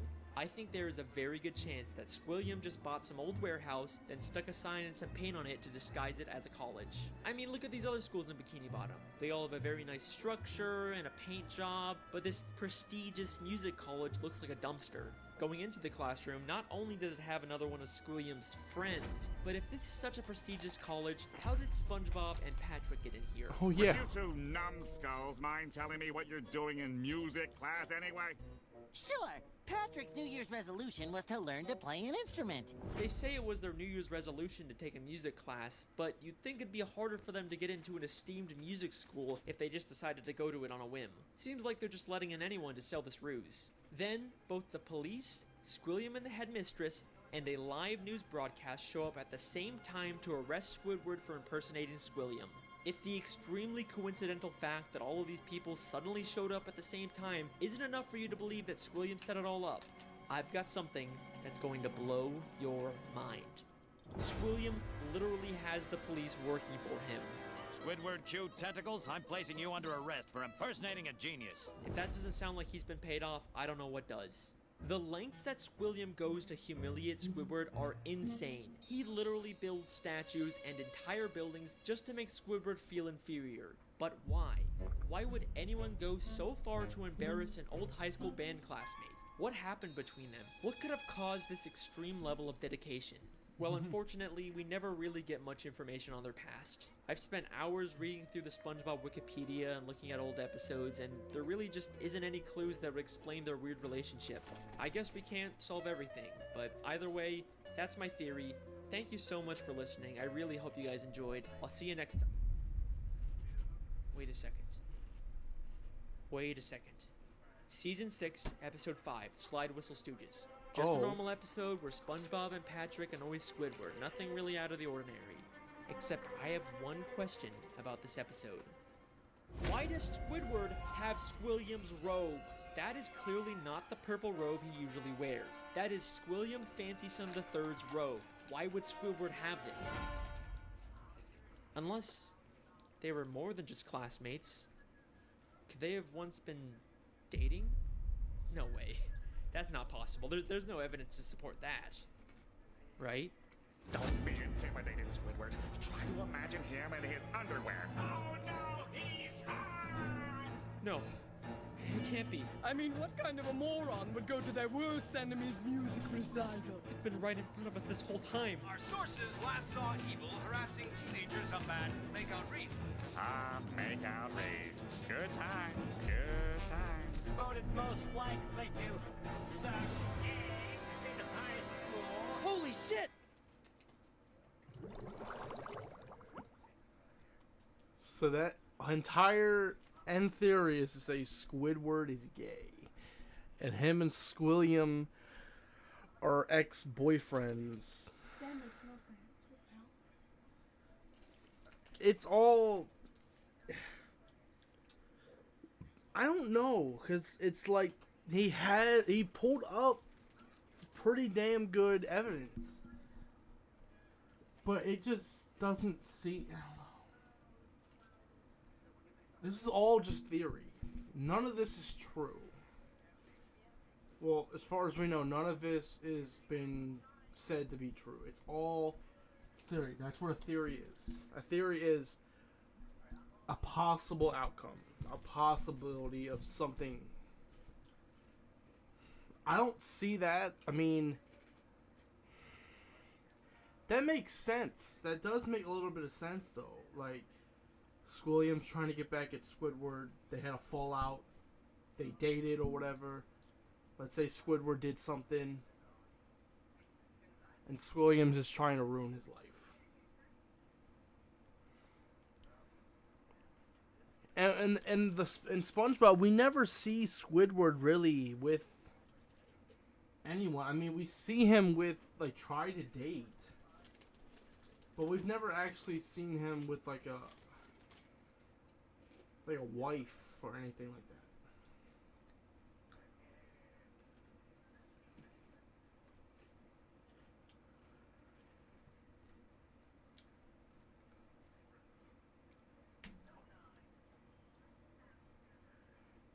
That's crazy as shit.